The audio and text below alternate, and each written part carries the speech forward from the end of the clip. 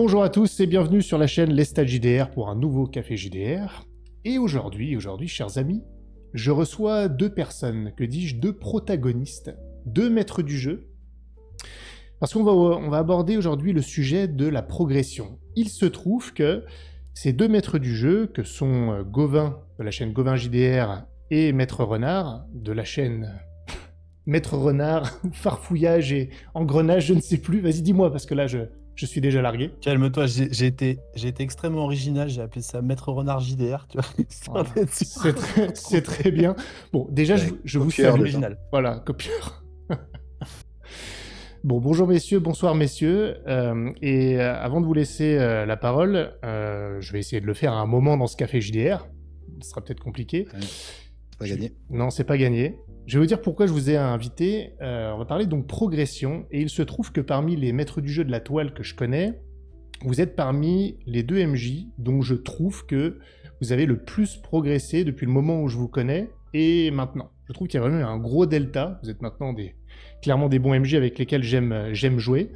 On sait que c'est assez rarement le cas d'ailleurs. Et je trouve qu'il y a vraiment une grosse différence, un gros delta. Et donc j'avais envie de parler avec vous de la progression, comment on progresse, comment vous voyez les choses, qu'est-ce que c'est pour vous la progression, on va aborder tout ça. Et ce qui était doublement intéressant pour moi, c'est que vous êtes deux profils très différents. Il y en a un qui, je vous laisserai deviner, qui est à mon avis plus instinctif, avec une sorte de talent brut qu'on pourra détailler tout à l'heure, et un autre qui est plus académique, mais aussi plus ordonné et plus technique. Et donc ça fait deux appétences de base qui ont permis une sorte de progression, et je trouve que c'était intéressant que vous puissiez partager votre expérience à ce sujet-là. Donc c'est pour ça que je vous ai invité, messieurs. Donc bienvenue sur la chaîne. Comment allez-vous ce soir ? Merci. Moi ça va très bien. Je suis très content. Ça fait un moment que tu m'avais promis ça. Bon, du coup, tu n'as pas réussi à me caler, donc je dois me taper Maître Renard. Mais bon, je pense que ça va être quand même plutôt sympa. Non, très content de partager ce moment avec toi, surtout que le sujet avait déjà été abordé depuis quasiment quelques mois, donc c'est plutôt bien. Je suis content d'échanger là-dessus avec vous.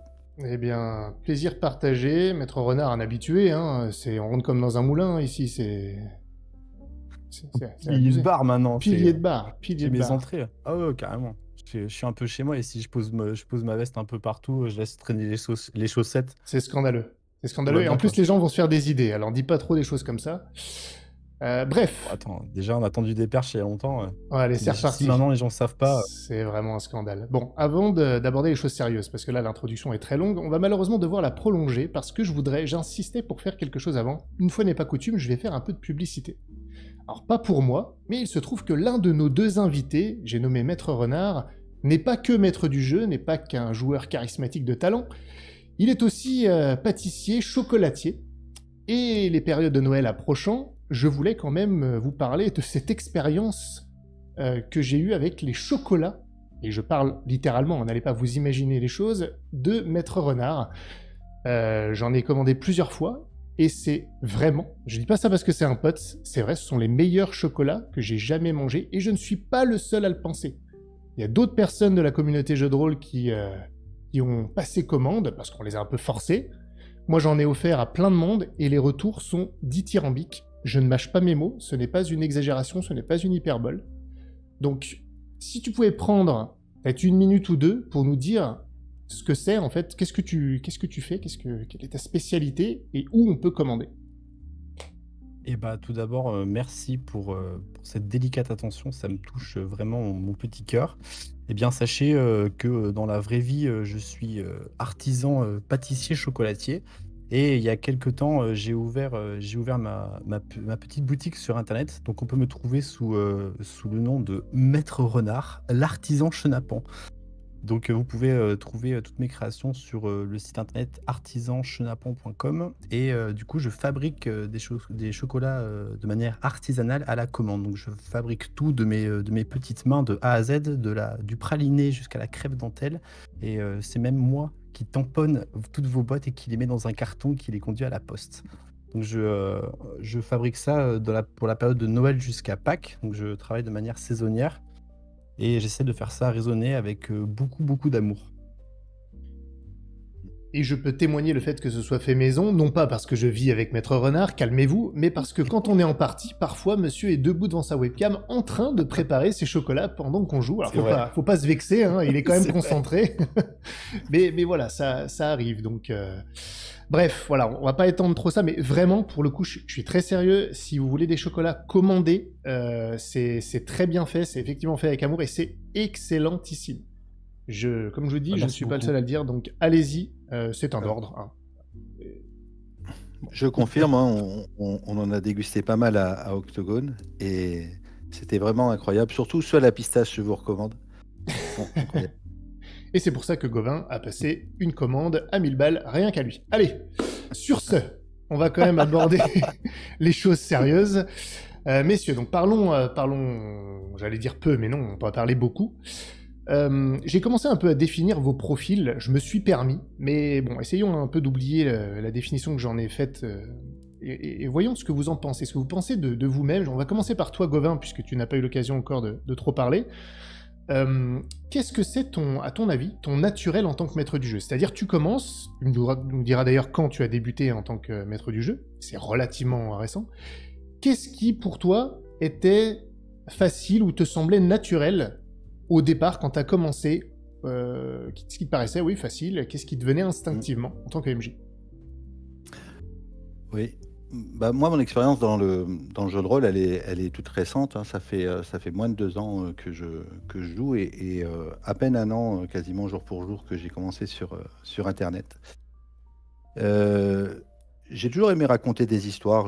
J'ai 4 enfants et ça a toujours été assez simple d'improviser et de me faire des images dans ma tête et de raconter. Aujourd'hui, j'ai gardé ça. Je pense que ce qui est le plus simple pour moi, c'est d'improviser, c'est-à-dire de rebondir sur les actions des joueurs pour tout de suite aller dans leur sens, sans forcément perdre pied dans une session. C'est-à-dire, souvent le retour qu'on me fait, mais c'est incroyable, on a décidé de partir là-bas, c'était pas du tout prévu, et malgré tout l'histoire elle continue quand même, et ça c'était quelque chose que j'ai depuis assez longtemps et dont je me sers. Je me sers beaucoup aujourd'hui, c'est un de mes points forts, je trouve. Et puis autre chose, ça va être pareil, c'est sur l'interprétation des PNJ. C'est quelque chose que j'adore faire. J'adorais aussi quand je raconte des histoires aux enfants, prendre des grosses voix de loup ou des petites voix de bébé.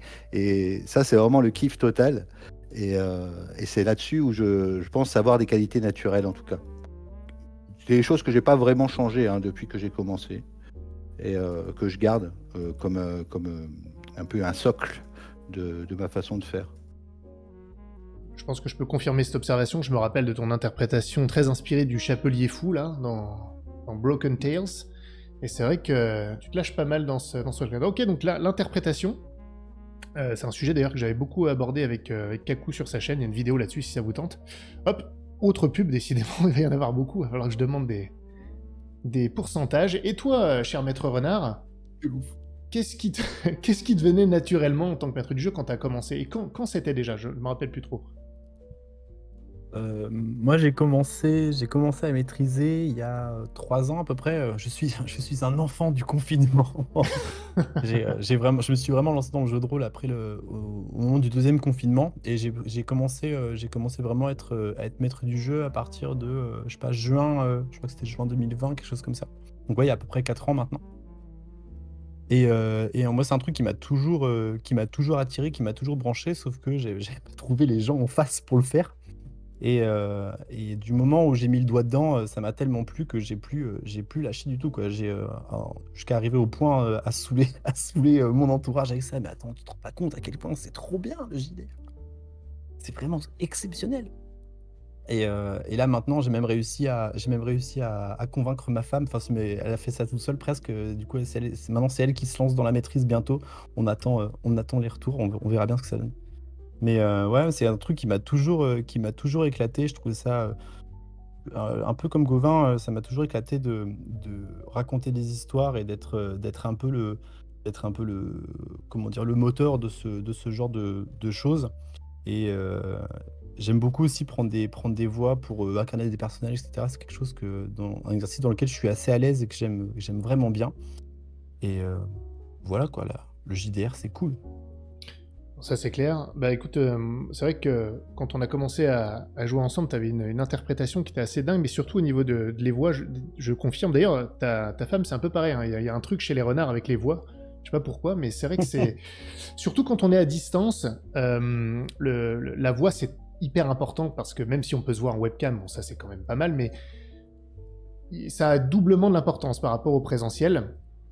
Et je trouve, donc tu es je pense que tu l'avais deviné, le profil un peu instinctif que je décrivais tout à l'heure. En tout cas, c'est ma perception des choses au départ. Et tu as une sorte de présence d'écran et de voix, de présence, d'aura. Tu le disais tout à l'heure, mais c'est vrai en fait quand on joue, qui donne beaucoup qui ajoute au plaisir de la table parce que tu es présent, tu es là. Il y a vraiment une présence, quoi. Même à l'écran, par tes réactions, tout ça. Et je trouve que quand tu es maître du jeu, il y a aussi cet aspect-là. Et tu connais mon opinion du rôle de MJ. Il faut que sa présence se fasse sentir et qu'elle emmène les joueurs. Et je trouve que tu avais naturellement cet aspect-là. Mais au contraire, messieurs, et après je vous ferai une question peut-être un peu plus ouverte, mais qu'est-ce qui, dès le début, et je dis bien au départ, je parle pas de votre analyse par la suite à mesure que vous progressiez, qu'est-ce qui au départ vous a tout de suite semblé compliqué quand vous avez pris le rôle de maître du jeu, donc vraiment à vos débuts, je parle pas de maintenant. Si je peux commencer, moi j'ai attaqué le jeu de rôle aussi par Donjons et Dragons 5e édition. Les deux trucs qui m'ont fait flipper au début. En premier, c'était les bouquins de règles. En fait, au début, je me suis dit, putain, il faut se farcir tout ça pour être legit et pour pouvoir être maître du jeu. Il faut connaître toutes ces règles-là, c'est hyper important. Et la deuxième chose, c'est ce qui m'a fait flipper, c'est quand j'ai utilisé un scénario du commerce, tu vois, une petite campagne, et je me suis dit, comment tu fais quand en gros le joueur en face, il dit pas ce qui a marqué dans ton truc à toi, mais il faut quand même essayer de le faire deviner. Tu vois, moi c'était ça ma grosse difficulté, c'est de me dire comment tu fais quand en face ça sort des rails. Tu sais, tu dois préparer ton scénario. Enfin, tu vois, je répondais à vraiment beaucoup d'injonctions. Et les premières grosses difficultés, c'est ça. C'est dès que ça sort du cadre, moi j'étais mais genre perdu, mais vraiment perdu. À me dire je vais jamais y arriver. Mais en fait c'est trop dur. Et alors, est-ce que c'était ce qui se passait? Est-ce que c'était trop la galère ou... Au début, hein. Encore une fois, on est vraiment sur les débuts. Ouais, au tout début, c'était grosse galère parce que comme beaucoup de choses dans lesquelles je me lance, je mets beaucoup de passion dans les choses que j'aime. Et donc, je peux être à la fois hyper content quand ça marche bien et totalement déçu, voire au 36e dessous quand ça marche pas bien. Et les référentiels que j'avais, c'est souvent quand je m'intéresse à quelque chose, je vais creuser pas mal pour avoir un peu de connaissances par rapport à ça et savoir à peu près de quoi je parle. Et je m'étais lancé aussi à regarder beaucoup d'actual play, donc à regarder en fait des versions qui sont un peu comment dire, pas romancé, mais en tout cas où on a un peu le best-of de ce que pourrait être une partie de jeu de rôle. Et moi, dans ma tête, c'était ça. Donc, j'avais une sorte d'idéal et d'objectif qui était beaucoup trop haut par rapport à ce que je pouvais donner. Et en fait, par rapport à ça, j'étais très critique par rapport à même. Pour moi, je faisais pas le job. Donc, je me sentais pas du tout à la bonne place. Mais par contre, ça m'a forcé à travailler beaucoup plus. D'accord, bah ça, on va revenir justement sur ce travail conscient. Je vais te donner la parole, Gobin, mais tu as soulevé 2 points que j'ai notés là, parce qu'on en reparlera tout à l'heure. C'est le rapport à l'échec. Ça, c'est un truc qui m'intéresse vraiment, on en rediscutera tout à l'heure. C'est comment l'échec il est vécu, en tout cas l'échec ressenti, et comment il permet après de progresser, on en rediscutera. Et donc, toi, tu as été un peu victime de prendre des exemples qui étaient, selon toi, trop hors d'atteinte. Donc, l'effet un peu délétère de l'actual play, si je comprends bien. Ouais, mais en fait, c'est parce que je pense, encore une fois, c'est que j'avais pas de... euh, comme j'avais pas d'expérience du tout et que j'avais pas joué avant vraiment de découvrir ce qu'étaient les actual plays, etc. Pour moi, c'était ça, en fait, les jeux de rôle. Pour moi, ça devait se passer comme ça, tu vois. Donc, je pensais vraiment que c'était comme ça que ça devait se passer. Donc, Ouais, mon référentiel, il était très, très haut, quoi. Et surtout, il était complètement erroné. Mais ouais, ouais, c'était, ma crainte, c'était ça, c'était de me dire que, en gros, ça marche, enfin, c'est pas que ça marchait pas, c'était que c'était pas ce qu'on attendait. Il y a une question sur le chat pour préciser justement, est-ce que c'est parce que tu regardais des actual plays qui étaient des actual plays avec montage, avec les sons et les musiques rajoutées après? Est-ce que c'était... est-ce que- Alors je sais pas s'il y avait du montage pour le coup, parce que les premiers actual play que j'ai regardé sans savoir que c'était ça, c'était Aventure, tu sais, Oui. avec le JDG maîtrisé par Maillard. Et Mm. après j'ai découvert Roll and Play qui est arrivé quelques années plus tard au moment du confinement.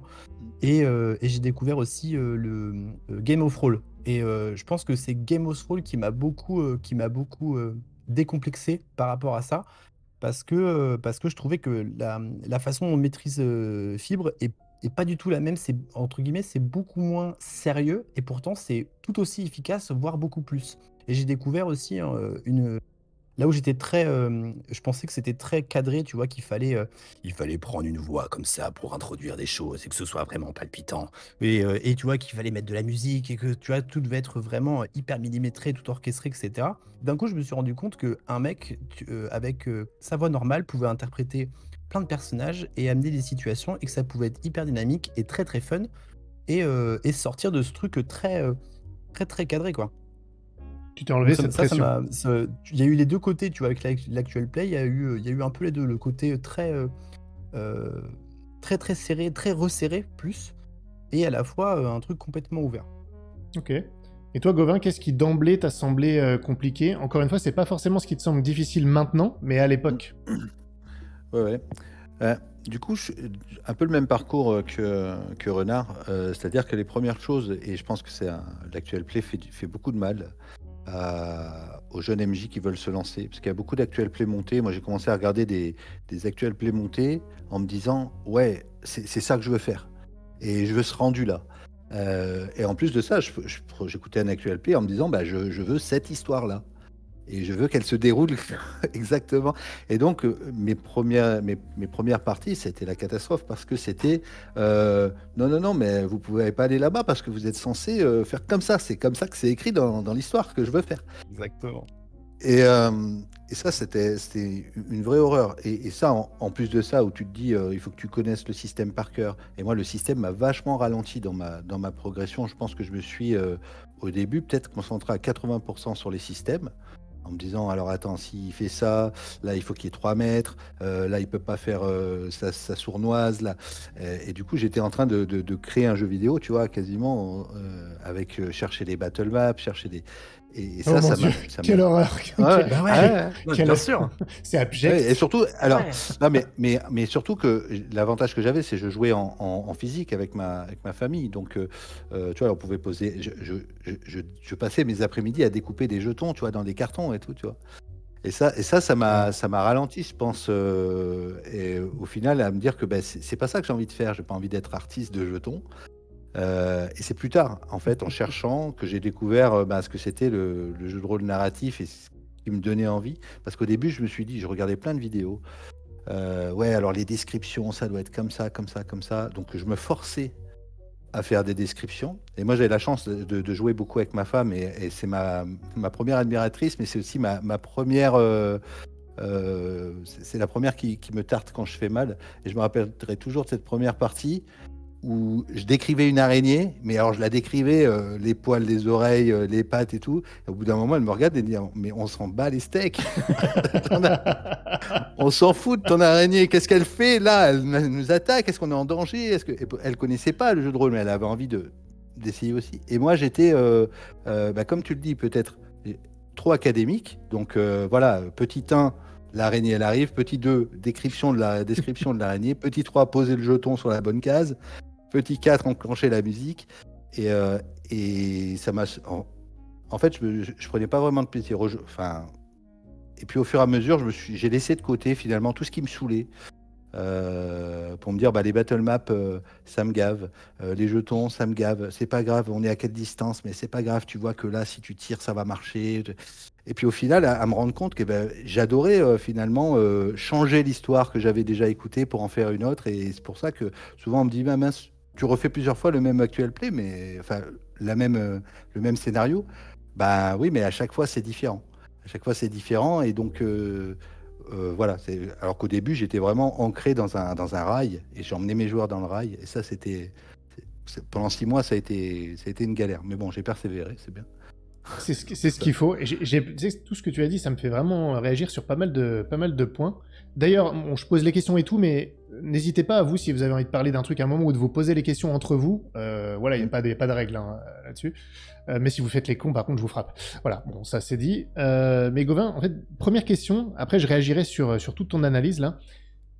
Ça m'intéressait vraiment, il y a Maître Renard qui expliquait qu'au début il avait la pression par rapport aux actual plays qu'il avait vus. Toi tu disais que tu avais commencé à faire maître du jeu dans ta famille.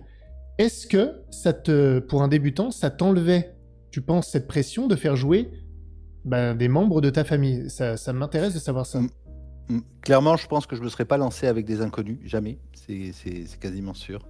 Et ni même avec des amis, enfin voilà, je pense qu'il y a ce cadre de confiance et puis aussi d'honnêteté. Hein. Quand je parle d'honnêteté, c'est peut-être aujourd'hui pour ça que, si on parle de briefing tout à l'heure sans doute, de s'en prendre dans les dents dès la première session et de se rendre compte que bon, là, ça va pas du tout. Il faut recadrer le truc, il faut changer.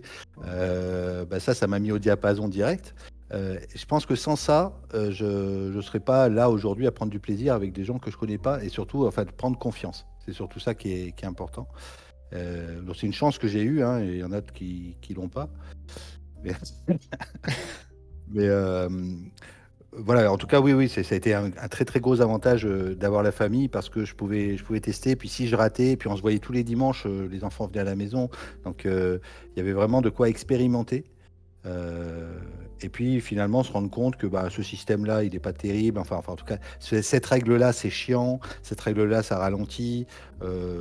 Et ouais, j'ai pu progresser surtout, je pense, grâce à ça. Ouais. Ok.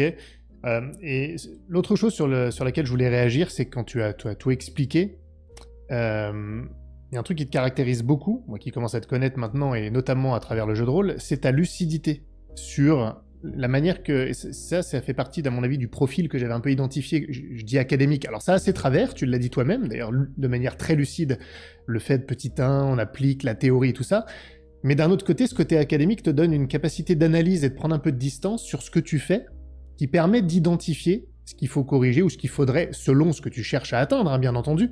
Chacun voit midi à sa porte. Et à mon avis, ça doit vraiment t'aider aussi. Justement, on va aborder la progression. Pour progresser, d'être capable de prendre cette distance, de se regarder un peu le nombril, mais pas forcément avec un biais positif, pour pouvoir mettre en exergue ce qu'il faut corriger. Ce qui me pousse à la question suivante, on reviendra sans doute sur le comment, mais pour vous deux, parce que c'est quand même le sujet du jour, qu'est-ce que c'est la progression en jeu de rôle en tant que maître du jeu? C'est quoi progresser pour vous? Ça veut dire quoi? Et est-ce que vous utiliseriez ce terme déjà? Oui. Je sais, c'est... Renard. Le terme adapté, ouais. En tant qu'adepte de vouloir être le meilleur des meneurs, je dirais que vouloir progresser. Je la glisse au passage. Allez. Ce serait. Non, en fait, c'est chercher. En gros, je pense, moi, tel que je vois le truc, c'est de me dire comment je pourrais faire mieux pour être plus à l'aise et pour vraiment prendre plus de plaisir. Je me suis rendu compte avec les. J'ai eu une période où j'ai mangé beaucoup de parties.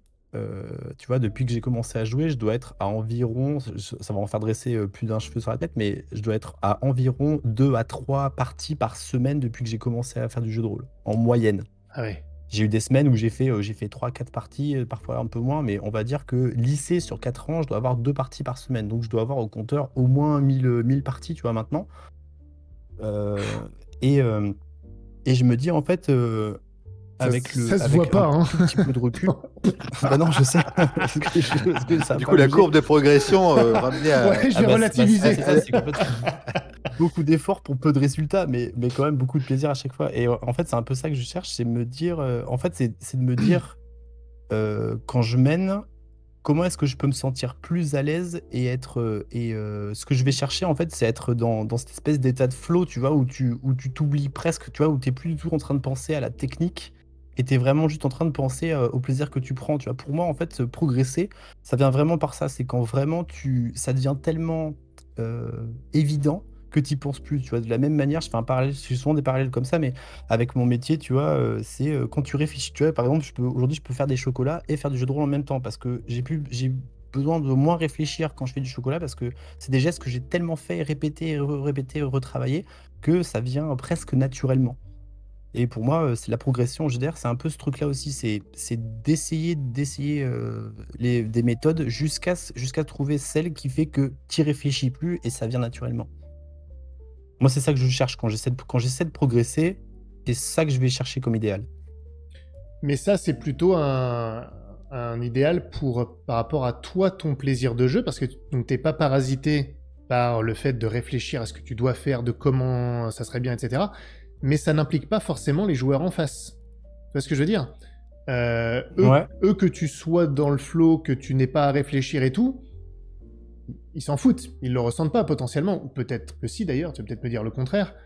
Donc là, toi, c'est centré sur ce que ça va t'apporter d'être maître du jeu. D'une part, et puis bah, bon, en fait, c'est vrai que maintenant que tu le dis, bah, après, tu as deux réponses possibles. C'est soit je m'en fous des autres parce que moi d'abord, ça pourrait être vrai, mais c'est pas le cas.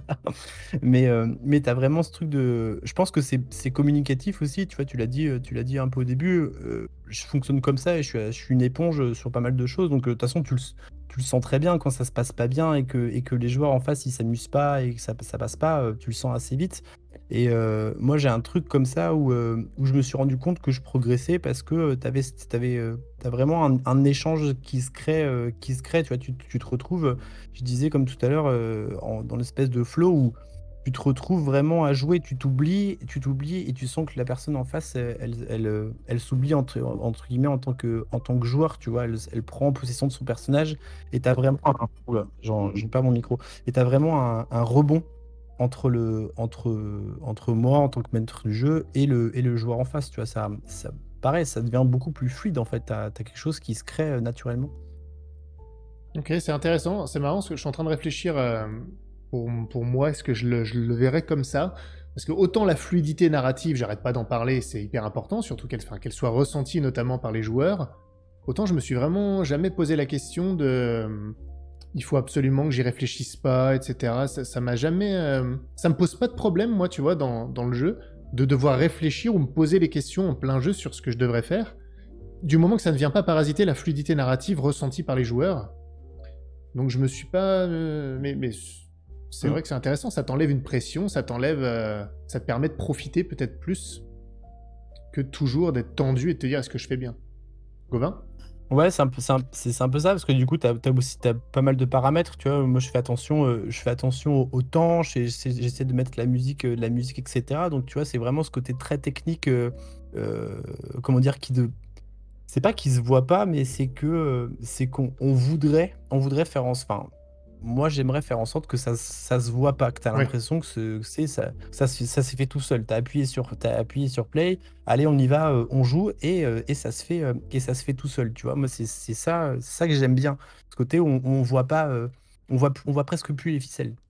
Ah oui, mais ça, c'est côté joueur, justement. Ça, là, c'est les joueurs qui le voient plus. Oui, il y a ton ressenti. Tu pourrais très bien avoir des joueurs, je cherche la petite bête, mais volontairement, tu pourrais avoir des joueurs qui ne voient pas les ficelles, parce que c'est bien fait, mais toi, à l'intérieur, oh là, t'es en plein rush, tu dois être ultra concentré. Tu vois ce que je veux dire? Il y a une différence Ouais, ouais. entre ce que tu peux ressentir toi et ce qui va être ressenti de l'autre côté de la table. Et t'as... Ouais, je sais pas, tu vois, pour moi, je trouve que avec le temps, c'est ça que j'arrive à un peu améliorer, tu vois, vraiment à penser moins à la technique et plus au plaisir de jeu Ouais, instantané. ok. Mais ça n'empêche pas que j'essaie de mettre beaucoup de technique dans ce que je fais parce que t'as plein de choses qui sont hyper importantes, tu vois, l'ambiance, on l'a dit déjà plus tôt, tu vois, la musique, tous ces trucs-là, les battle maps pour ceux qui apprécient ça. Pardon. On en reparlera des éléments techniques, on en reparlera sans doute. Ouais. Et toi, Gauvin, alors c'est quoi pour toi Et- progresser mais, du coup, c'est là où tu vois la différence entre quand tu parles de quelqu'un d'intuitif Mhm. et quelqu'un voilà, de plus structuré. C'est que moi, quand je joue, le plaisir, je le prends si je vois que les joueurs s'amusent. Mhm. Et en fait, je me vois un peu comme un réalisateur, tu vois. Et donc, quand je mène ma partie, je la mène pas du tout comme quand je suis joueur. Quand je suis joueur, j'ai zéro pression et j'essaie de la vivre vraiment de l'intérieur. Mais quand je mène, effectivement, je suis plus en train de... Techniquement, quand je réussis quelque chose techniquement, je me dis, ouais, là j'ai bien fait, je vois que les joueurs, là, ils sont bien dans le truc. Mais jamais j'arrive finalement à me détacher de ce rôle de maître du jeu où, où je me laisse aller complètement. Non, non, il faut que je maîtrise vraiment, donc je maîtrise mon environnement. Et là où je progresse, là où je sens en fait le marqueur du progrès, il est sur le fait que voilà, toute la session, les joueurs ils étaient dedans, ils étaient à fond. Et là, j'ai vraiment passé une bonne soirée parce que j'ai joué mon jeu de maître du jeu, vraiment de réalisateur et de voilà. Et par contre, effectivement, s'il y a l'échange et ça se passe super bien avec les joueurs, ça roule. Mais je sors pas du cadre du fait que euh, je maîtrise le jeu. Je reste, tu vois, dans le mode réalisateur. Donc, enfin voilà. Et alors que, contrairement à toi, finalement, où tu arrives à complètement lâcher prise et prendre vraiment le plaisir par ce que les joueurs, enfin, l'échange que tu as avec les joueurs, moi, c'est mon plaisir, il est dans le fait que les joueurs, je vois qu'ils s'amusent, je vois qu'ils s'éclatent, qu'ils sont dedans et que, voilà, c'est tout ça. Tu dois pas le voir souvent d'ailleurs. Donc. Non, assez rarement. Alors dur. Les joueurs, c'est très difficile. Avec d'autres, oui, parce ils sont très sympas. Ils Mais... sont bienveillants. Ils sont bienveillants. Non, mais c'est vrai que c'est intéressant la différence. C'est vrai qu'il y avait cette différence de profil. Si je devais faire une sorte de métaphore, elle est peut-être pas très bonne d'ailleurs, mais j'ai l'impression que Maître Renard, il a envie de devenir musicien dans son propre orchestre, là où toi, tu veux rester chef d'orchestre et pouvoir garder une certaine distance et voir si les musiciens font leur rôle et s'éclatent. Et c'est assez intéressant. C'est pour ça que j'avais ce doute, cette réflexion quand tu parlais tout à l'heure, Maître Renard. J'essayais de me positionner par rapport à ça. J'avais jamais réfléchi à ça. Et je pense que ça varie pour moi dans la partie. Je suis quand même comme Gauvin dans le sens où j'aime bien maîtriser et j'ai quand même une approche technique des choses. Alors, il faut que ce soit fluide dans la narration, comme tu l'as très bien dit, Maître Renard. Faut pas que ce soit perceptible, les éléments techniques, par les joueurs. Faut que ça soit bien dans la narration. Mais je vais contrôler mes sons, mes musiques. Quand il y a une grande séquence d'action, je vais réfléchir à qui n'a pas parlé depuis longtemps, je vais lui donner la parole, je vais regarder combien de temps ça va durer, puis ensuite je vais créer un défi pour quelqu'un d'autre parce que je trouve qu'il a plus grand-chose. Donc il y a vraiment cet aspect technique de maîtrise où je suis en pilotage. Mais j'ai l'impression en revanche que ce que tu décris, Renard, moi je le trouve quand je descends un peu dans l'arène, dans les moments d'interprétation justement. Quand je suis de personnage à personnage, là je me retrouve un peu comme un musicien dans l'orchestre, je descends un peu je range ma baguette de chef d'orchestre et je viens je me rapproche. Et je fais souvent cette description du rôle de MJ qui tantôt est un peu à l'extérieur, tantôt il vient dans l'arène proche des joueurs. Et là, il y a un peu plus ce côté instinctif de jeu, d'interprétation, d'échange, de proximité, où là, il y a un plaisir et l'aspect technique est moindre, parce qu'il y a moins de choses à gérer dans un dialogue ou quelque chose comme ça. Et on est dans le pur plaisir de jouer avec le joueur, alors que on est plus dans un ensemble et dans un truc de metteur en scène, sans les scripts, Ouais. mais voilà. Je rebondirais sur la métaphore de l'orchestre, etc. Tu vois, moi je me vois en fait comme comme un membre du groupe, tu vois. Mais je me vois un peu plus soliste. C'est-à-dire que, tu vois, si on devait être un groupe de rock, tu vois, pendant qu'on fait le truc, c'est qu'on joue tous ensemble et en fait, pour que ça se passe bien. Mais en fait, moi, j'adore prendre cette place où, du coup, t'es la voix qui lead un peu le truc et qui emmène un peu tout le monde. Je me situe plus dans ce truc-là, plus que comme chef d'orchestre. En fait, je prends beaucoup plus de plaisir à, en fait, donner le ton et la mélodie et en fait, redonner la parole pour que chacun puisse faire son solo, tu vois. Moi, je me sens plus dans ce truc-là, tu vois. Je vais plus être le mec qui va ouvrir, tu vois, ouvrir le bal et ensuite laisser la place. Je me vois plus, tu vois, si la métaphore musicale fonctionne mieux, si je pouvais repréciser mon propos d'avant, ce serait plus dans cette optique-là. Ouais, mais ça correspond au fait J'aime bien ouvrir, tu vois.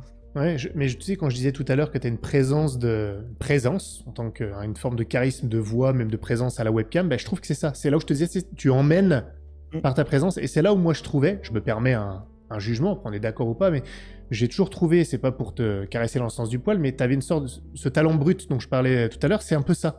C'est-à-dire que, naturellement, tu vas emmener, et même par ton enthousiasme, je pense que Gauvin, il pourra en parler, en témoigner, on en avait discuté à ton sujet.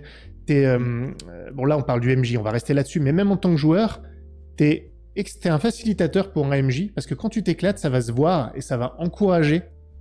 Et justement, quelqu'un comme Gauvin, qui lui, si j'ai bien compris, mesure sa progression et son succès à la manière dont le reçoivent les joueurs, bah, quelqu'un qui le montre et qui peut emmener cet enthousiasme, c'est vachement important. Oui. Ça, c'est un vrai plaisir justement de t'avoir à la table parce que même quand tu participes pas, tu participes derrière la webcam à faire des gestes, à faire des boah. Et ça, oui, vraiment, on sent que bah, du coup, même ceux qui sont pas là, c'est pour ça que avoir une caméra, c'est quand même. C'est essentiel. En C'est- jouant à distance, ouais, pour il moi, est parti c'est Sylvain, du coup, inconcevable on de peut, pas en avoir on peut une. le. Non, non, oui, le fait de t'avoir à sa table, et donc moi, j'ai pas joué avec toi en tant que MJ, mais oui, oui, ça doit emmener quoi et envoyer. Ça, c'est. Voilà. Après, c'est à double tranchant. Il y a des gens, c'est l'inverse. Ils aspirent la motivation du maître du jeu.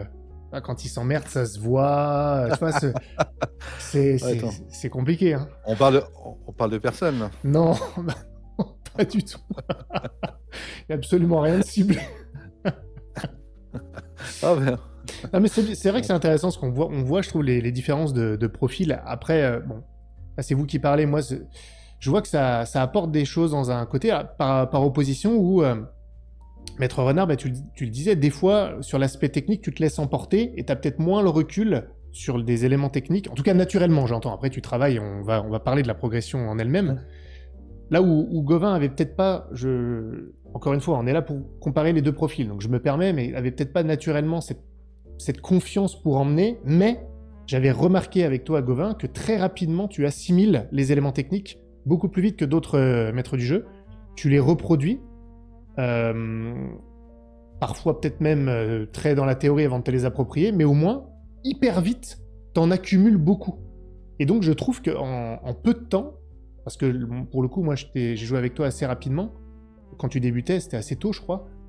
Et en quelques mois, les éléments techniques que tu étais capable d'assimiler et d'apporter en partie, c'était ultra tangible. Et ça prenait vraiment pas beaucoup de temps. Et je pense que ça vient aussi de ta lucidité, ta manière d'analyser.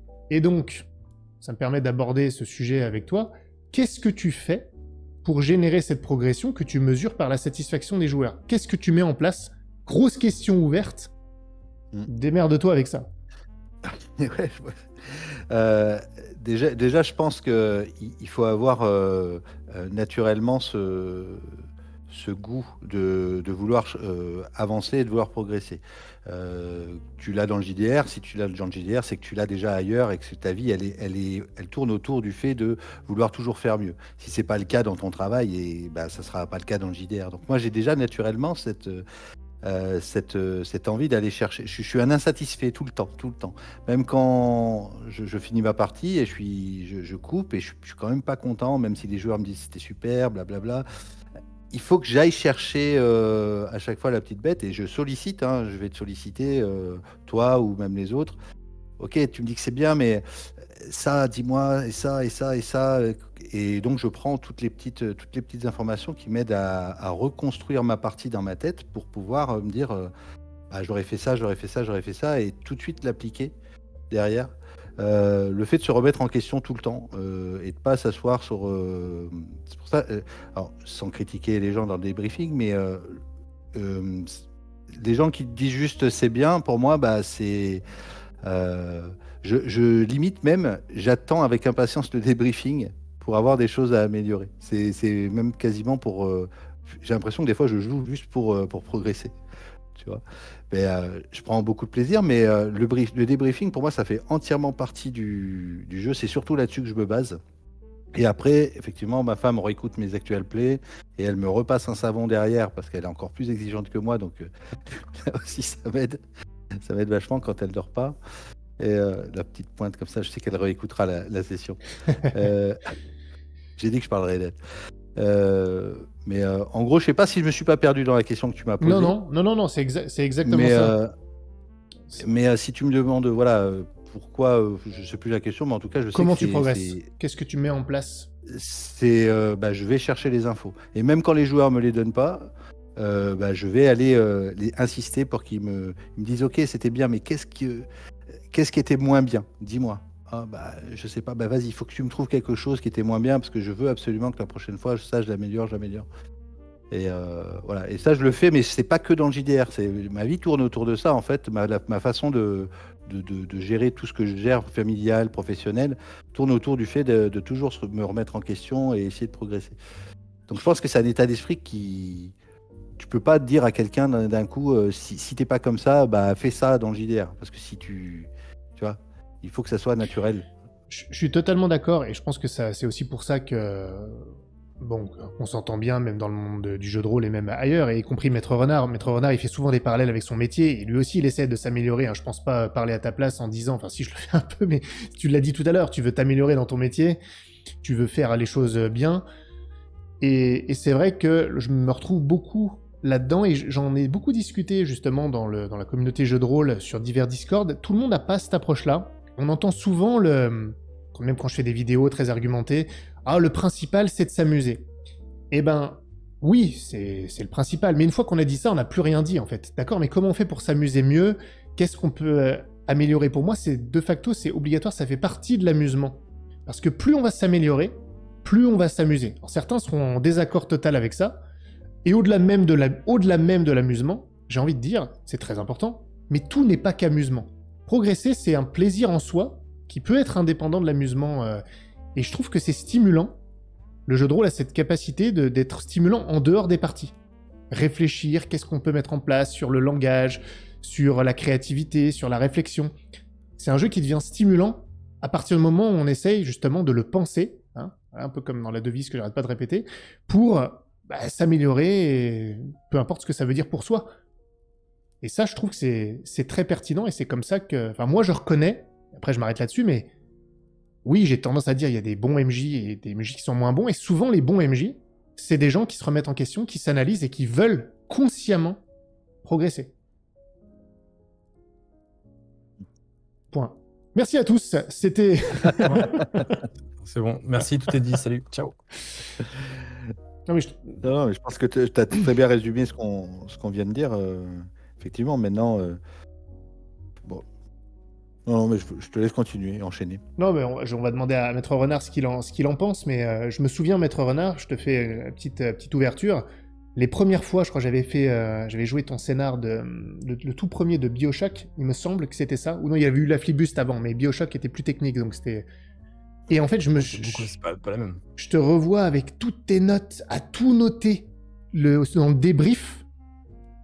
Ça m'avait frappé. T'avais tes notes, tu notais, t'écoutais, tu reposais la question quand t'avais mal compris et tu notais tout.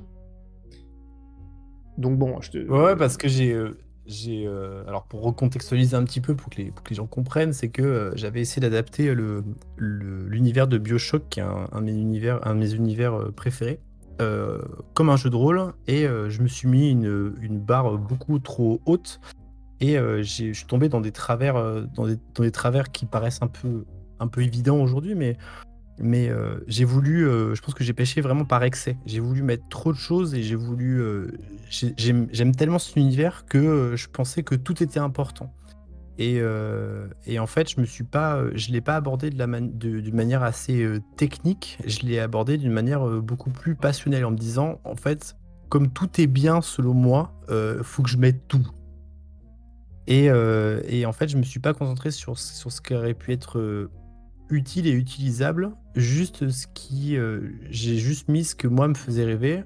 Et en fait, je me suis rendu compte que après la première session, il y a eu beaucoup de cafouillage, parce que je crois que c'était la toute première itération. Il y a eu plusieurs itérations de ce truc-là. Et à la toute première itération, j'avais voulu faire ça en one shot, en me disant bah ouais, c'est bon, en une soirée ça peut le faire, ça peut être chouette. Et on s'est retrouvé pendant 1 heure à faire du RP dinette presque, alors que pour moi, je mettais juste les bons trucs aux bons endroits, en me disant ça y est, maintenant il y a tous les enjeux qui sont bien, maintenant on peut tout faire péter et ça peut partir en sucette. Et après, à cette partie, en plus, je m'étais mis encore une pression supplémentaire, ouais, parce qu'il y avait toi, il y avait le bon MJ aussi, il y avait également, dans la partie, il y avait mon frère, il y avait Raishin aussi, je crois. Et, et donc, là, moi, j'étais vraiment à me dire, ok, là, c'est bon, t'as avec toi des gens qui savent faire, qui connaissent le truc et tout, et ça a été un flop, mais monumental, et je me suis dit, non, c'est pas possible, et pourquoi ça marche pas? Et c'est un truc, c'est un truc, moi, tu vois, là où Gauvin, il va chercher, qu'est-ce qui a pas marché? Moi, c'est tant que ça marche, tout va bien. Le moment où ça marche pas, je veux comprendre pourquoi ça marche pas. J'aime beaucoup les mécanismes en général, mais surtout quand ça foire, en fait, je veux comprendre qu'est-ce qui a fait dans mon process que ça n'a pas marché. Et ça, c'est un peu la déformation professionnelle aussi, c'est que, ben, normalement, dans la pâtisserie, etc., si tu suis bien la recette, ça fonctionne. Il n'y a pas de mystère. Si tu respectes tous les indicateurs, ça fonctionne. Donc là, en gros, quand je mets du cœur à faire quelque chose et que je le propose et que ça marche pas, je me dis, qu'est-ce que j'ai raté? Et en fait, là, à ce moment-là, j'étale tout sur la table et je reprends point par point, chaque petit élément. Et c'est vrai qu'on a passé beaucoup de temps, et j'étais beaucoup sollicité là-dessus pour m'aider à décortiquer chaque petit élément, quoi. Et c'est vrai que après, malheureusement, j'apprends pas toujours de mes erreurs au premier coup. Donc, j'ai refait une autre mouture. Et ça a été une catastrophe monumentale.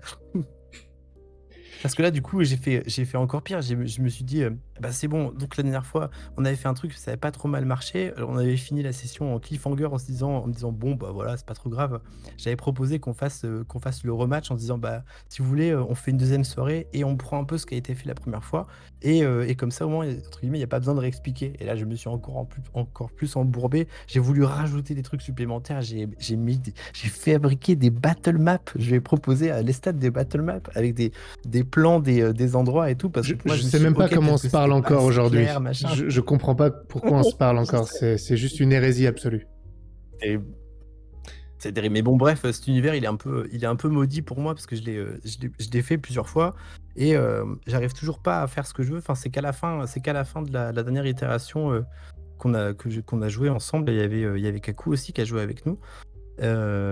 Où finalement, je me dis, bon, en fait, c'est pas que j'y arrive pas parce que je l'aime trop, c'est que j'arrive pas, en tout cas sur cet univers-là, à me concentrer sur vraiment ce qui est l'essentiel.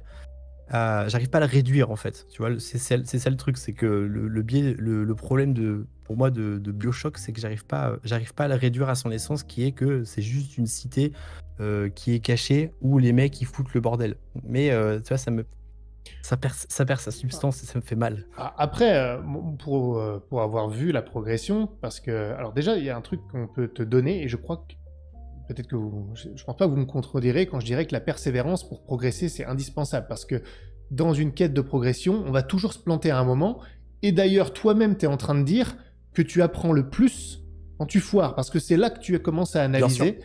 Donc bon, ça veut sans doute dire que déjà, il faut pas avoir peur de l'échec, il faut savoir qu'il va arriver, soit un échec partiel, mineur, majeur, à la limite, peu importe, et ensuite en tirer des leçons. Maintenant, je tiens quand même à dire que sur la dernière, parce que pour le coup, je l'ai joué aussi, hein, ta dernière campagne BioShock, oui, le début était... on se l'est dit, hein, je suis cash, c'était mal parti. Catastrophique. En revanche, toi, c'est assez étrange, parce que toi, tu peux passer du truc un peu foiré au truc génialissime, comme ça. Tu fluctues beaucoup plus, mais dans le très haut. Je vais pas dire dans le très bas, parce que ça serait un peu violent et sans doute pas vrai en plus. Et surtout, il y a un truc, j'avais envie Non, j'avais envie de te fracasser un moment, parce que tu nous avais fait un scénar qui était top, d'action, danse, sympa, le 5e élément, là. Et t'avais tout assimilé. Et je me suis dit, bon, bah ça y est. Et on refait un truc, et c'est comme si t'avais oublié. Je t'aurais défoncé. et en fait, c'est là où je dis, toi, t'as une manière de t'ajuster. Comparé à Gauvin, je trouve qu'il y a une progression plus régulière, peut-être plus lente, j'en sais rien. Bon, en tout cas, en fait, j'ai l'impression que je suis horrible. C'est la tortue. C'est la tortue. Mais c'est bien parce C'est- qu'il gagne à la fin. En fait, je vais arrêter, je vais me casser.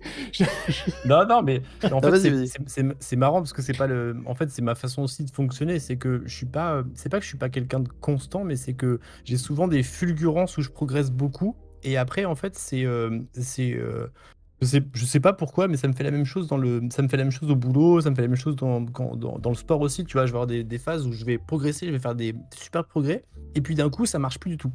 C'est le Et on relâchement. repasse dans. Hein? Tu te relâches. Ouais, C'est- je sais pas. C'est peut-être ça en fait. C'est peut-être je me dis ah bah c'est bon maintenant je sais faire. Et du coup en gros t'as un truc de le soufflet il retombe et après en fait il faut que je réapprenne un peu à marcher quoi. C'est genre en gros je commence à marcher. D'un coup je me rends compte que je peux courir. Je cours. Je fais un 100 mètres. Je fais un temps incroyable. Et après je me dis ah bah c'est bon. Du coup je m'entraîne plus. Je refais un 100 mètres. Je m'éclate complètement la gueule. Après je me dis ah peut-être en fait il faut s'entraîner. Et généralement c'est un peu comme ça que je fonctionne.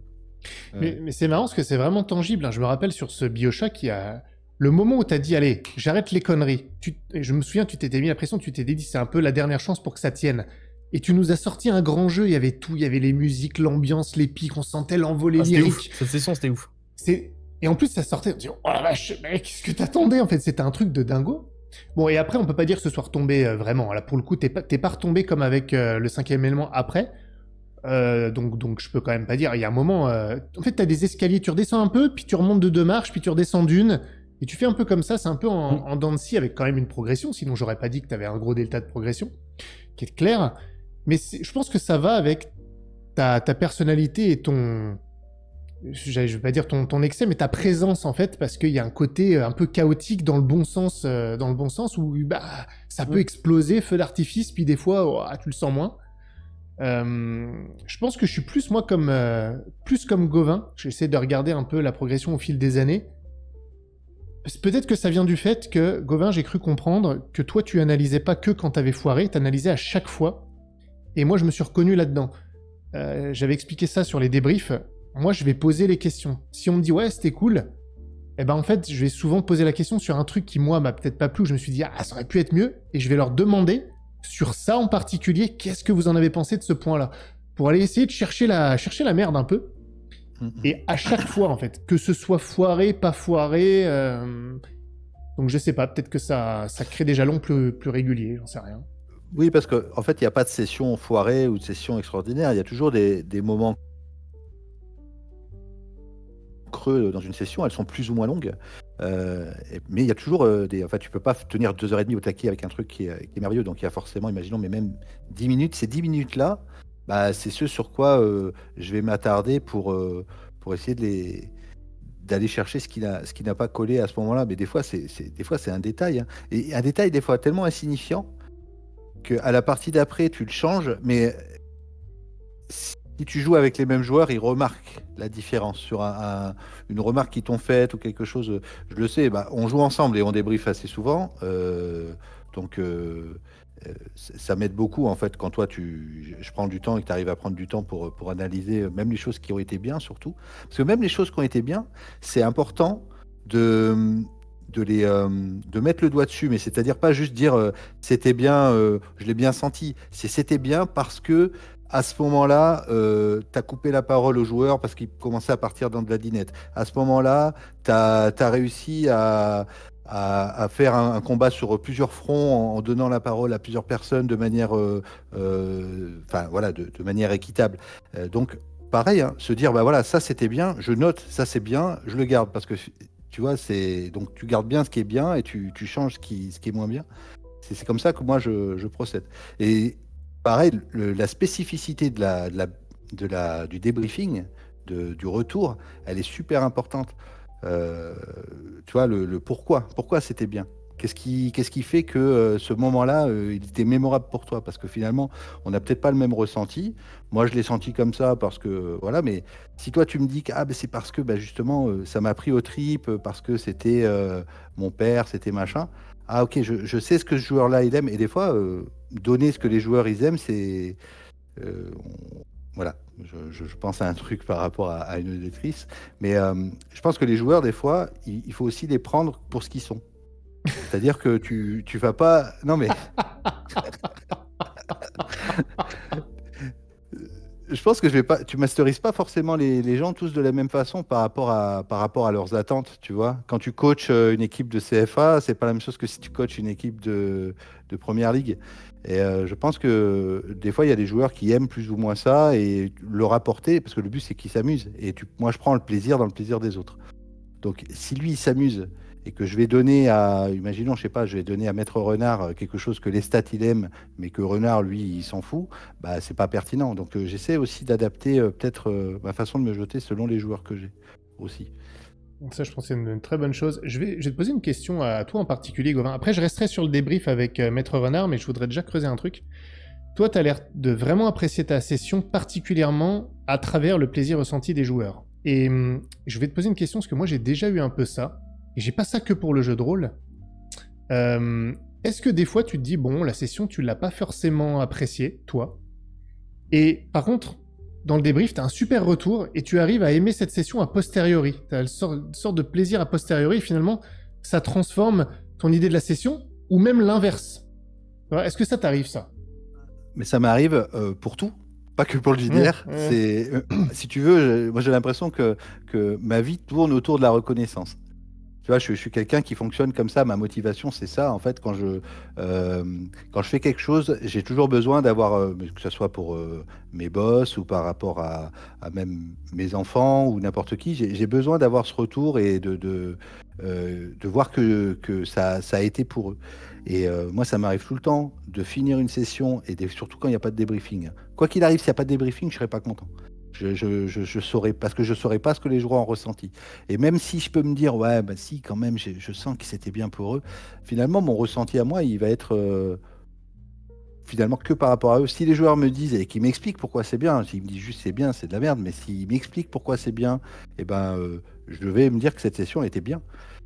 Même si elle a été difficile, des fois il y a des sessions où tu rames et mais au final, moi, mon amusement, il vient du fait d'avoir fait plaisir, d'avoir été, je sais pas, comme un clown dans un cirque, tu vois. S'il a fait rire les enfants, eh ben, il a fait le job et il va être content de son travail. Même si il a piétiné, ça a été dur, il a perdu son truc, sa perruque est tombée. Enfin, pour lui, ça a été vraiment de la merde, mais si il a l'impression d'avoir fait le job, il va être heureux. Et moi, c'est comme ça que je fonctionne. En tout cas, là, c'est dans la reconnaissance des joueurs, en fait, dans ce qu'ils ont vécu que. Moi, ça continue de me gratter, tu vois. Souvent, ça va changer mon opinion objective de la session, peut-être, mais ça va pas m'enlever le sentiment de me dire, quand il y a un truc où je me suis dit, un truc qui allait pas, je leur demande comment ils l'ont vécu, et j'ai l'impression que quoi qu'il arrive, je vais perdre, parce que s'ils me disent qu'ils sont d'accord avec moi, que ouais, c'était moins bien et tout, moi, ça va confirmer, ça va me gonfler. Et s'ils me disent si, moi j'ai aimé tout ça, je vais dire ouais, c'est cool. Puis je vais être là, mais ça me fait chier quand même, il faut que je vérifie ce qui allait pas. J'ai du mal à. Donc, objectivement, mon opinion de la session va changer d'un point de vue purement pragmatique. Okay, les joueurs ont aimé parce que ça, etc.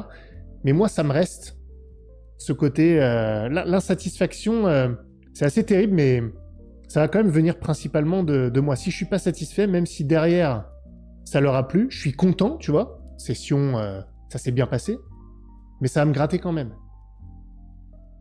Ah, mais c'est parce qu'ils t'ont pas dit tout alors.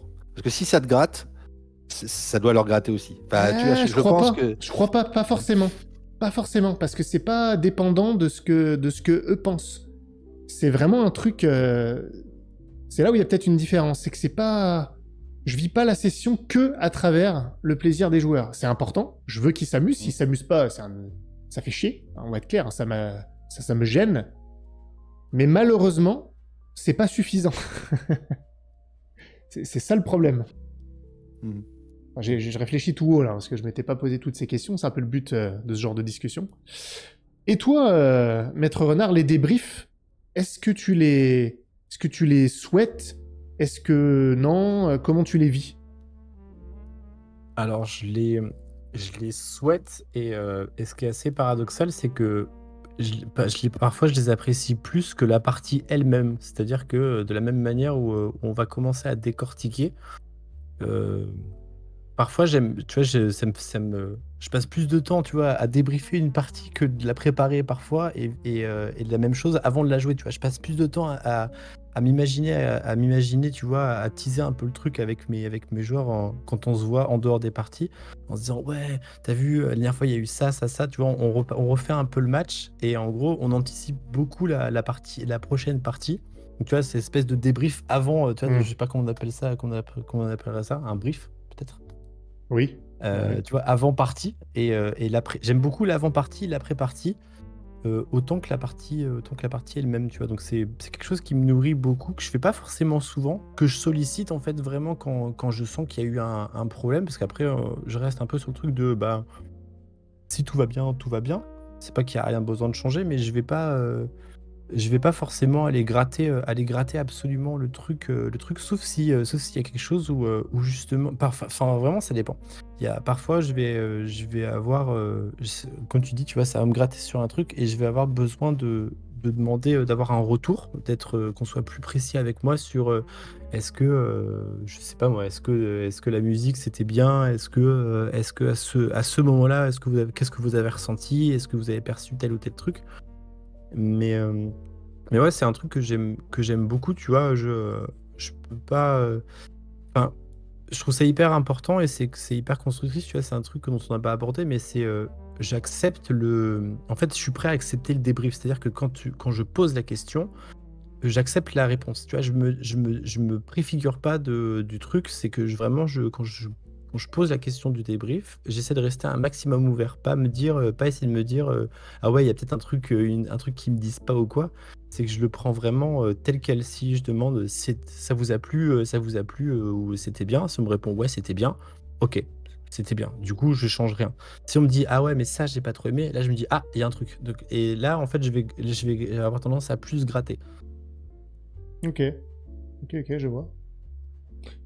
Ça, c'est parce que tu joues beaucoup de parties. Donc, comme tu joues beaucoup Ouais. de parties, tu peux avoir plein de débriefs. Mais moi, j'en C'est ça. joue pas autant. Donc, si le joueur il me dit c'est bien, je dis ok, c'était bien. Mais enfin, tu vois, les débriefs sont assez. Moins tu joues, plus les débriefs sont rares. Et franchement, Bah après, enfin, je fais pas beaucoup de. Finalement, je suis beaucoup plus joueur que je suis MJ. C'est pas, c'est un choix et enfin, c'est pas forcément exprès,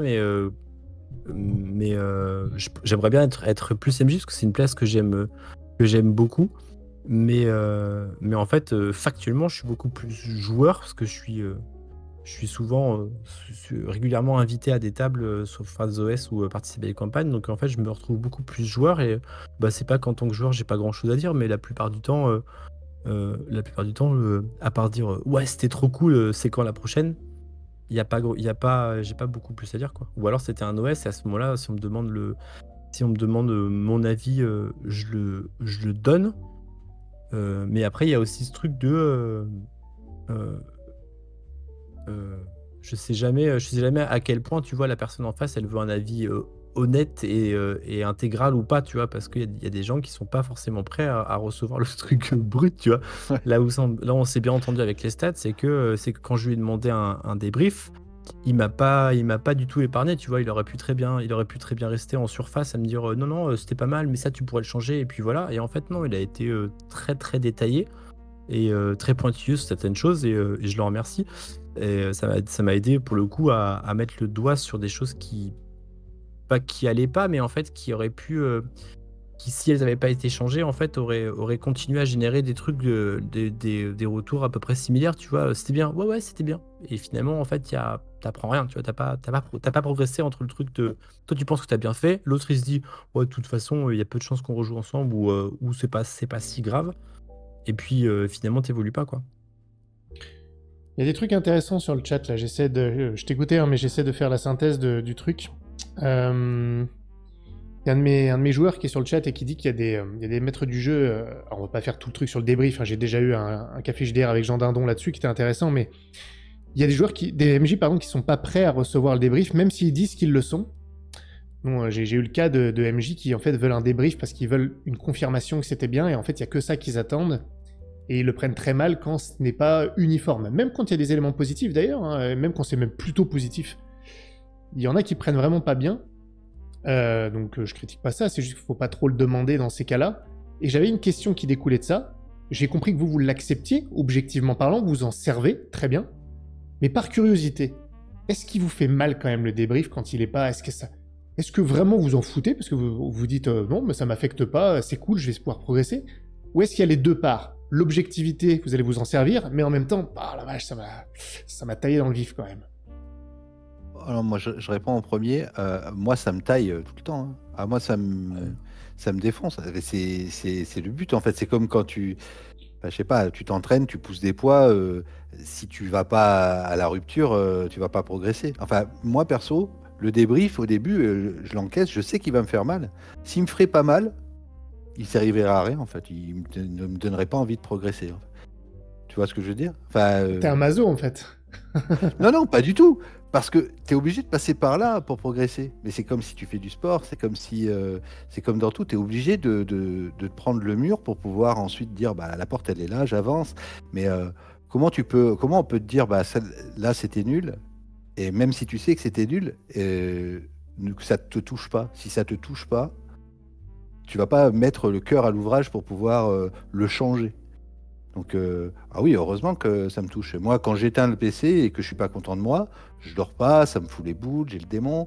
Le lendemain, j'essaie de demander, attaque, je sais que, bah tiens, il y a ça, il y a ça. Ah ouais, ça fait mal, mais vas-y, explique-moi, parce que là, je veux plus que ça me fasse ça. Donc, tu vois, en fait, le but, c'est ça. Et si ça faisait pas mal, il y aurait aucune... Enfin, personne ne peut pas dire que t'es pas vexé. Alors, tu vois, c'est pas être vexé, hein, mais que ça te touche, c'est normal, c'est ton travail. Quand tu prépares une session, tu l'as préparée pendant, je sais pas, moi, ça fait peut-être 15 heures que tu bosses dessus factuellement, ou 20 heures, et qu'on te dit, bah ça, c'est de la merde, ton idée, elle aurait pu être mieux si tu avais fait ça, ça, ça. Alors, heureusement que ça te touche. Voilà. Ouais. Ouais, je rejoins. Vas-y. Je rejoins Gauvin à 100%, tu vois, plus tu mets du cœur à l'ouvrage et plus quand on te dit que c'est pas bien, bah ça fait mal, quoi. Mais c'est vrai que j'étais en train de réfléchir en même temps, tu vois, les fois où on m'a dit, c'est les, comment dire, c'est quand c'est quand j'ai mis le plus de cœur et de passion dans ce que j'ai voulu faire que le débrief que tu te prends quand il est pas entre guillemets positif, il va être le plus violent. Parce que toi, tu avais envie, dans ta tête, c'était génial, tu vois, tu avais envie de bien faire et quand tu délivres le truc, tu penses que ça va être, super. Donc quand c'est pas perçu quand c'est pas perçu au diapason de ce que toi tu as mis dedans, ouais, ça fait chier, mais c'est comme, ouais, je suis complètement 100 d'accord avec Gauvin, quand il dit que, bah, si tu mets du cœur à l'ouvrage, tu passes du temps dessus, donc tu espères avoir un retour, pas forcément qu'on te jette des pétales de rose et qu'on dise à quel point c'est super, mais c'est vrai que quand on te dit: «Ben, non, en fait, c'était pas ouf, je trouve pas ça bien pour, ça», ah bah, ouais, ça fait chier. Moi aussi, je suis le genre, en fait, à vraiment me foutre un peu, martel en tête en me disant, «Ouais, faut plus que ça arrive, quoi». Les fois où ça se passe pas bien, mais c'est la même chose, dans ma vie de tous les jours, et dans mon boulot aussi, tu vois? Quand les trucs ils vont pas bien, bah, le lendemain je vais me buter pour être sûr que, ça n'arrive plus, quoi. Après, Et juste pour, Ouais, vas-y. pour rebondir sur ce qu'il vient de dire, effectivement, tu as mis du cœur à l'ouvrage dans ta préparation, tu penses donner un truc bien, mais mais une fois que tu l'as donné, je pense que à la fin, tu sais déjà que qu'il y a des trucs qui se sont mal passés. En fait, moi, jamais je suis arrivé en me disant, voilà, ma session, c'était incroyable. Les gars, faites-moi un débriefing et on me casse. Enfin, je tombe jamais des nues, vraiment, sur le Oui, pareil. débriefing, hein. Tu vois, même si tu as préparé un truc super chiadé, tu sais que tu t'es vautré ou que tu t'es planté à certains endroits. Et encore, on parle Bien de se sûr. vautrer. Moi, je parle juste des fois la session était bien, il y a des choses à corriger, mais je pense que des fois, les choses qui ont été relevées, tu les as senties, toi, en tant qu'MJ. Et surtout quand tu commences à prendre de l'expérience, bah, tu sais que là, tu es en train de ramer. Je pense à plein d'idées, là, à des moments où je me dis, putain, là, je suis en train de ramer parce que là, des PJ, ils m'ont mis dans la merde parce qu'ils n'ont pas du tout fait ce qu'ils devaient faire. Enfin, ce qu'ils avaient dit qu'ils allaient faire. C'est salaud. Du coup, pendant 10 minutes, pendant 10 Ils ont minutes, changé. pendant 10 minutes, tu es en train de ramer, tu sais pas comment raccorder tes trucs, tu n'avais pas du tout prévu, mais tu le sens. Et à la fin, les joueurs, ils disent, ouais, on t'a senti un peu perdu. Bah oui, je l'ai senti. Mais je pense, moi, je suis jamais surpris, hein, sur un débriefing. Ça serait le pire, ça. Ouais, Ah ouais, je suis d'accord. ça Ça m'est jamais arrivé non plus de tomber des nues, hein. Ouais. À l'inverse, peut-être, tu vois, en pensant, parce que l'exigence, elle est forcément là, sinon il n'y a pas de progression. Mais le fait de croire que tu as tout réussi et que les joueurs, ils commencent à te dire ça allait pas, ça allait pas. Ah, ben non, quand même. Non. Il y a un truc que je remarque là, je sors un peu du débrief, on est toujours sur la progression, l'analyse, tout ça. Je me suis fait la réflexion il y a pas longtemps, et j'en parlais avec Kaku aussi, en tant que MJ, on n'a pas la même conscience du rythme. Souvent, alors c'est peut-être pas vrai pour tout le monde, tout a l'air plus lent quand t'es MJ que quand t'es joueur. Et tu peux avoir l'impression que ça rame, enfin, moi en tout cas que ça rame, que c'est peut-être pas fluide, tout ça, parce que t'as tellement conscience des choses. Toi, tu vois l'envers du décor, tout ça. Tu vois les ficelles, tu les vois, toi. Les joueurs, ils les voient pas. C'est tout ce qu'il y a. Tu vois tout ce qu'il y a. Et des fois, tu dis, putain, ça rame. Et ben, pour le coup, moi, parce que j'enregistre les sessions, quand je la réécoute, souvent, j'admets, écoute, souvent, je suis agréablement surpris par rapport à mon ressenti. Et souvent, l'écoute de ma session, moi, c'est peut-être l'inverse. Je suis souvent moins critique après avoir réécouté la session que quand je me fais mon analyse post-session sans l'avoir réécouté. Je me dis, oh, en fait, c'était pas si... Ce que je pensais là, c'est pas aussi pourri que ce que je pensais, c'est plus fluide. Je me rassure, en fait. Mais c'est exactement ça, ouais, oui, parce que ça me l'a fait moi sur ma dernière session, là. Enfin c'est la dernière que je viens de poster, que j'ai réécouté avec ma femme et que j'ai trouvé tellement lent, tout ça ramé, tu sais, quand là vous étiez à la maison Solvay, machin, la bibliothèque, je me disais mais putain mais c'est mou, il se passe rien, les joueurs ils doivent se faire chier et tout et nanana. Mais on s'est fait Puis chier, finalement en réécoutant, ouais mais je sais, mais en réécoutant avec ma femme et tu sais, je m'attendais même à ce qu'elle zappe, hein. Je me dis, oh putain ça me casse les couilles, on se fait chier là. Ben non, finalement, c'était un peu fluide. Voilà, c'était pas non plus la session explosive, mais dans la progression, c'était en tant que joueur, il se passait des trucs, mais plutôt de manière voilà, cohérente, ça avançait. Et j'avais complètement ce ressenti de oh là là, mais pendant que je jouais, hein, t'as dit putain, qu'est-ce que je vais faire? Ils sont là, il se passe rien. C'était chaud. Et ça me fait pareil aussi. Ouais. C'est terrible. Ça peut arriver. Il y a Zadok qui a dit deux choses intéressantes sur le chat. Alors, une, je vais passer assez rapidement, et l'autre, je voudrais rentrer dans la discussion. Déjà, il dit, bon, est-ce que des fois, le problème, ça peut venir de la compatibilité à la table? Bon, là, j'ai envie de dire oui, bien sûr, mais on parle pas vraiment de ces cas-là pour la progression. C'est sûr qu'il faut pas... Quand on fait une analyse de session pour progresser, il faut faire attention que le problème fondamental n'était pas justement une incompatibilité de table, parce que là, sinon, on va se baser sur des fausses variables, des fausses constatations. C'est vrai, des fois, bon, quand on connaît pas les gens, on se dit, bon, mais quand c'est un groupe récurrent, et que ça peut aller souvent avec ce groupe et tout ça, bon, on peut se dire que c'est un bon référentiel. Donc, faut être vigilant, mais à mon avis, c'est pas toujours le truc. Bon, je voudrais pas trop soumettre ça, pas partir sur ce sujet-là. En revanche, il disait tout à l'heure, je l'ai vu, je sais plus qui, si c'était Zadok ou Ligo, ils ont peut-être discuté là-dessus. Parfois, dans le débrief, le maître du jeu qui veut progresser, il peut contrer un peu les arguments, et est-ce qu'il faut qu'il se défende des arguments ou pas? Et moi, je vais vous soumettre un truc, mais je pense que chacun est différent là-dessus. Moi, j'ai un mode de fonctionnement où je vais avoir tendance à argumenter et à défendre. Et il y en a qui peuvent penser que c'est parce que je veux absolument défendre mon bout de gras. C'est pas du tout ça. C'est que j'ai besoin qu'on me prouve et qu'on m'explique, et j'ai besoin de cette discussion. Et donc, ça donne l'impression que je conteste, oui, mais je rentre dans la discussion. Mes joueurs me connaissent, ils le savent. On arrête, puis au bout d'un moment, on arrête la discussion. Et plus tard, en fait, j'ai mûri la discussion, et j'ai pris en compte ce qui s'est dit. Mais pour comprendre, je rentre dans le débat. Rien de violent, hein. Je pose les questions, je dis oui, mais regarde, t'as pas... Je vois ce qu'il me répond, parce que ça va crédibiliser l'opinion. Si derrière, il n'y a rien, il m'a dit, ouais, là, c'était lent. Exemple. Personne m'a jamais dit ça. Pourquoi? Non, pourquoi? Voilà, pourquoi? Qu'est-ce qui était lent? À quel moment? Et puis c'est... Ouais, en fait, s'il n'y a rien derrière, souvent, moi, l'argument, je le balaye, je m'en fous, ça n'a aucune crédibilité. Même si, enfin, je dis ça, c'est pas tout à fait vrai, parce qu'après, il y a le ressenti, il faut quand même le prendre en compte, mais ça va pas m'apporter grand-chose. Alors que si tu défends un peu, tu dis, ouais, mais là, tu trouvais pas que... Ah, je suis pas d'accord... Eh ben, il va avoir des arguments, il va discuter, et je pense que c'est là, enfin, moi en tout cas, c'est là que j'en prends le plus d'éléments positifs.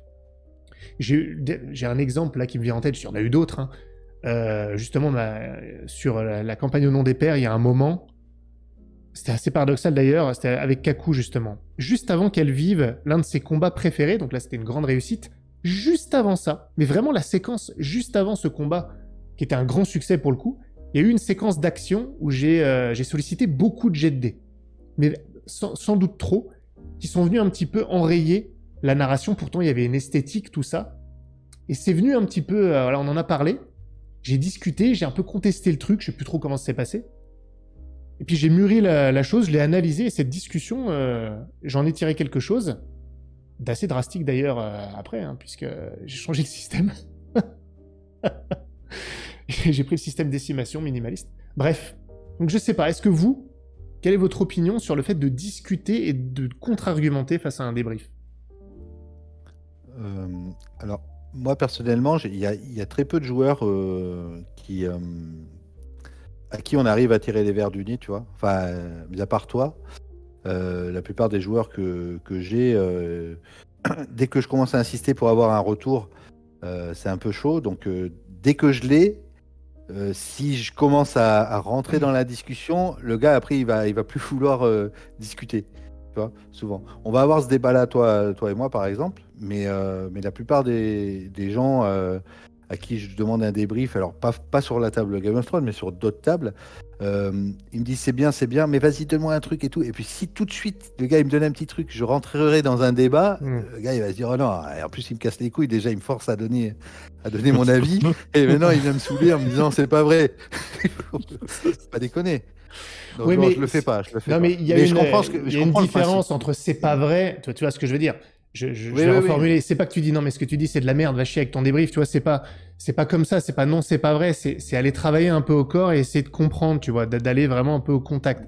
Évidemment, tu dis. Essayer de rentrer plus dans le détail, oui, ça, ok. Pour dire, voilà, si tu as dit que là, la musique, ça allait pas, à quel moment exactement Ouais, voilà. c'était pas bien et Voilà. tout. Mais on en avait discuté, par exemple, sur une de tes premières sessions que j'avais joué, j'avais dit, ah bah tiens, là, Ah, la musique, ouais, je le trouvais qu'elle Léviathan. était. La musique, au début, je la trouvais Ouais. pas très dynamique par rapport à la scène qui était ultra Ouais. dynamique.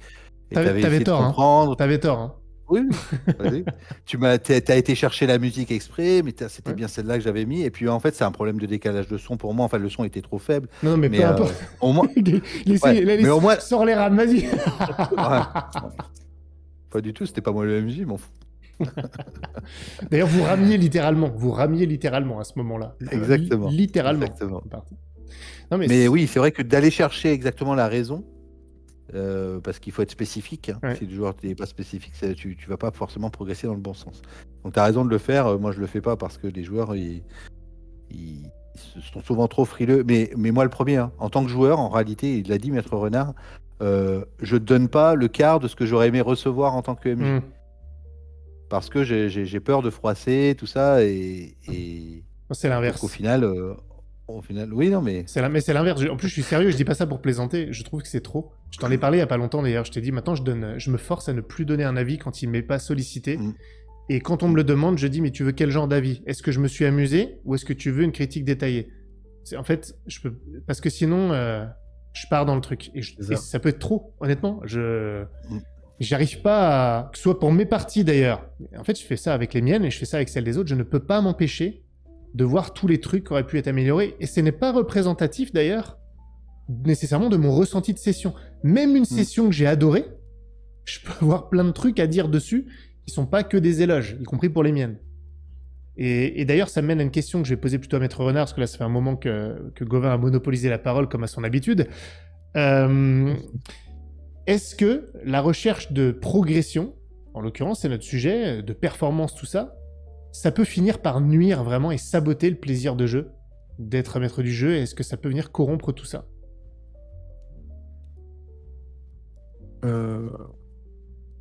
Je veux juste rebondir sur un truc qui a été dit avant, et c'est Kaku qui le soulève, je suis assez d'accord avec ça, elle dit d'un côté quand un mec te dit qu'il a bossé 20 heures sur une session, t'as du mal à le démonter.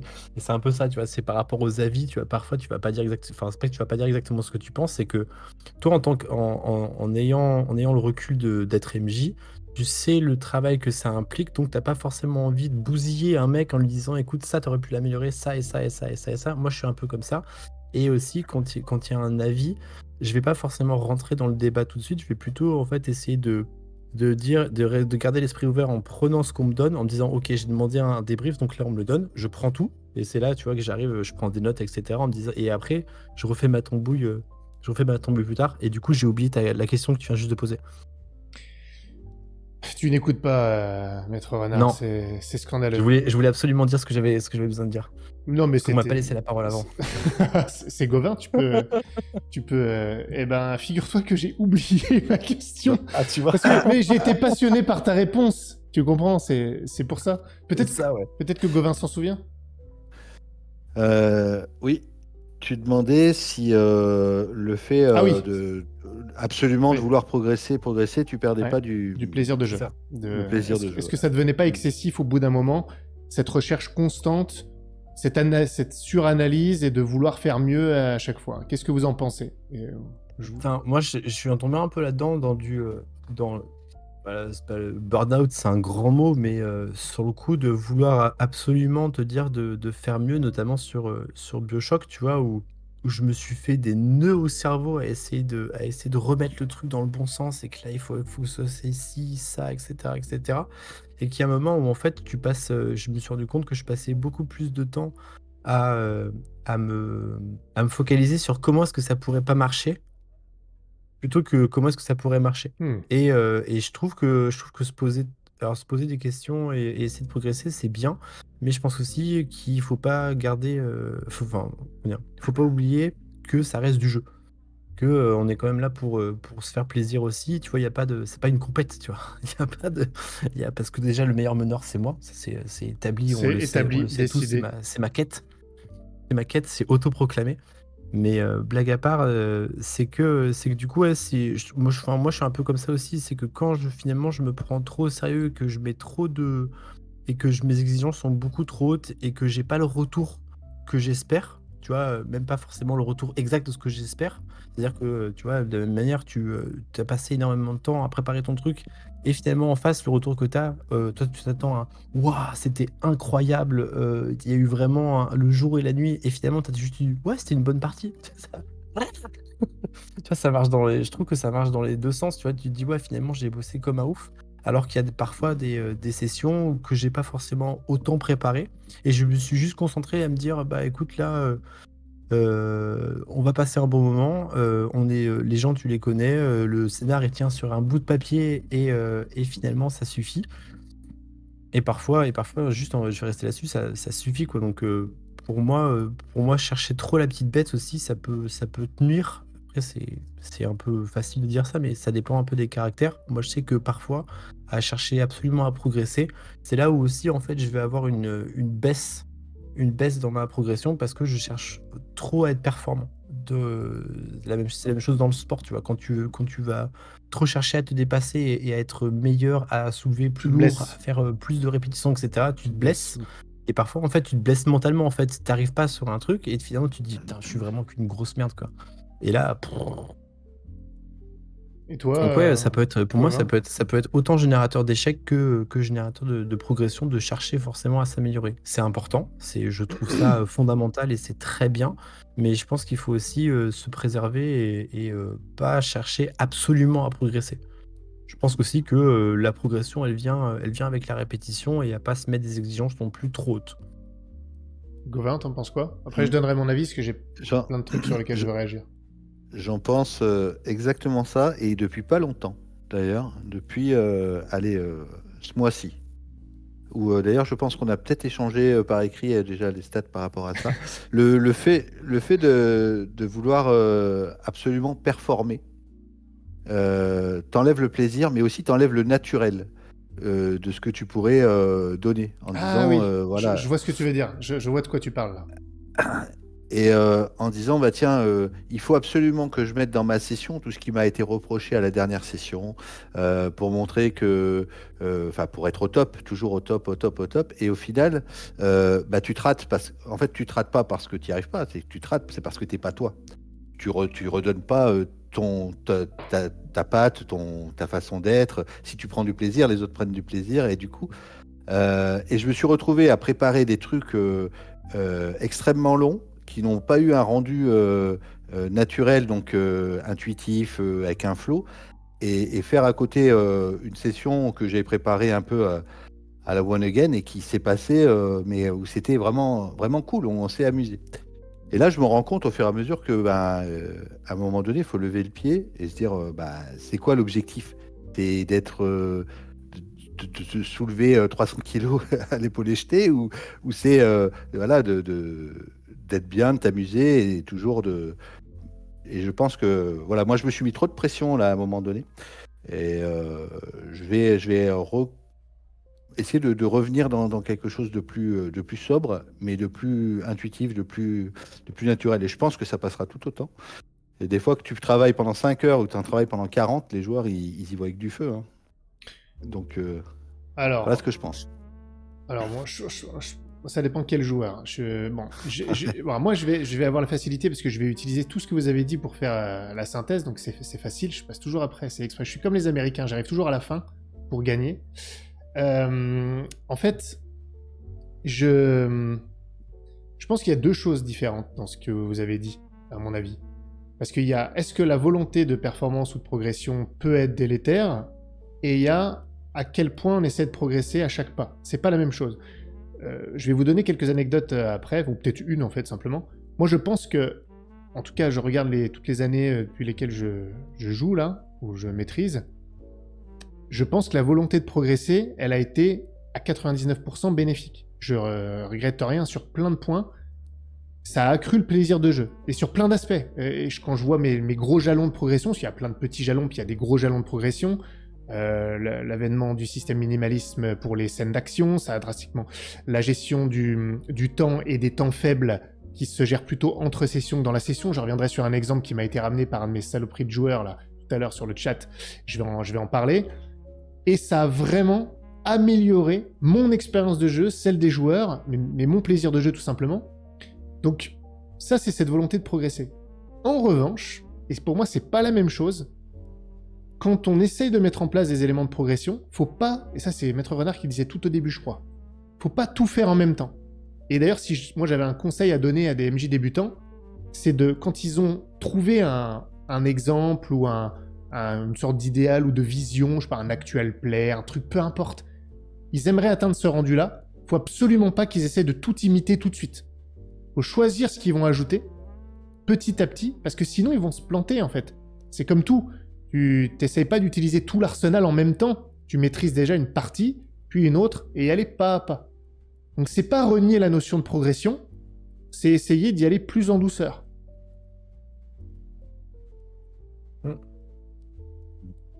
Et je donne un exemple là, qui va donner quittance aussi à... Parce que ça fait longtemps que je voulais rebondir sur ce que tu avais dit et dire que c'était très vrai. Maître Renard, tout début de la conversation, tu as dit que tu utilisais tes échecs pour générer des gros sauts de progression. Là où Gauvin il était plus dans une constance. Et j'avais dit que j'étais plus comme Gauvin. Mais de temps en temps, il y a des échecs qui permettent vraiment de générer de la grosse progression. J'en ai un en tête, parce qu'il m'a été rappelé, je le disais tout à l'heure, une session des Enfants du Fleuve. Majoritairement, j'en suis ravi de cette campagne. Mais il y a une session, une espèce d'ovni, qui était vraiment merdique. Ils sont autour d'un feu de camp, et je m'étais dit, on va se servir de ce feu de camp, ils vont décider quoi faire par rapport à un truc qu'ils ont trouvé, puis après on va avancer sur cette session. Ils ont passé toute la session à décider quoi faire. C'est un exemple parmi d'autres, tout le monde a déjà vécu ces moments où la prise de décision prend plein de temps dans la session. Il y a des MJ qui disent que c'est bien, hein. Ah, moi je regarde mes joueurs, j'adore les voir décider, et je fais plus rien et je regarde. Ouais bon, sauf que souvent, au final, c'est de la merde. Et c'était de la merde. Et en fait, ça m'a fait repenser complètement. J'ai détesté cette session. En plus, elle n'a pas été enregistrée, je n'ai même pas fait exprès, il y a eu un bug. La session, je l'ai perdue, elle n'a jamais été diffusée, mais je n'ai vraiment pas fait exprès. C'était le destin. Et depuis, j'ai fait un énorme changement, j'en reviendrai pas là-dessus, j'en ai déjà parlé sur des vidéos. Et c'est un changement qui était drastique, je ne regrette absolument pas, c'est probablement l'un des meilleurs changements que j'ai mis en place ces dernières années. Et c'est lié à un échec. Donc volonté de progression, plus échec, gros progrès, je renie rien du tout, mais par étapes, quoi.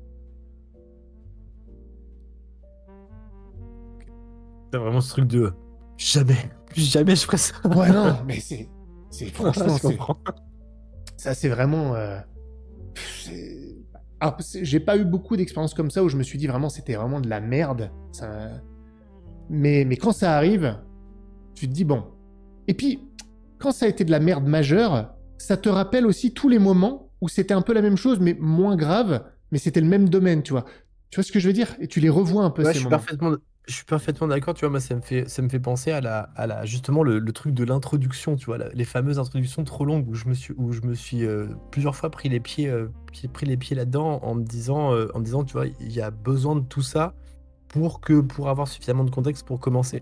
Et c'est des trucs que j'ai déjà fait plusieurs fois en me disant à différents moments et avec différents jeux et différentes tables, tu vois, où je me suis surpris à faire ça, me dire, ah ouais, là c'est un peu trop long, ou là en fait t'es vraiment en train d'expliquer, t'es vraiment en train de juste expliquer à quel point ce que tu présentes c'est cool. Sauf que en fait on n'a pas besoin du tout.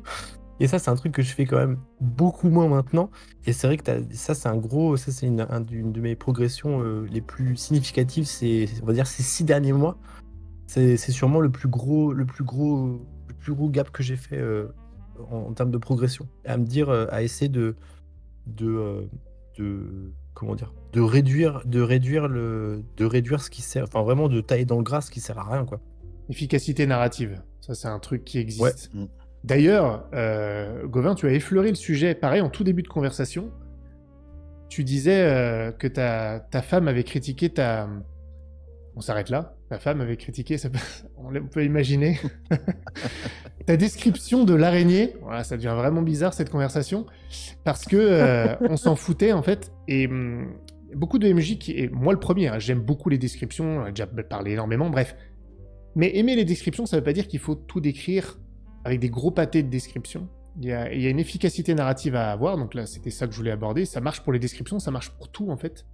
Et je trouve que parfois il faut savoir couper, enlever le gras, comme tu disais, Maître Renard. Et toi, Gauvin, qu'est-ce que tu as...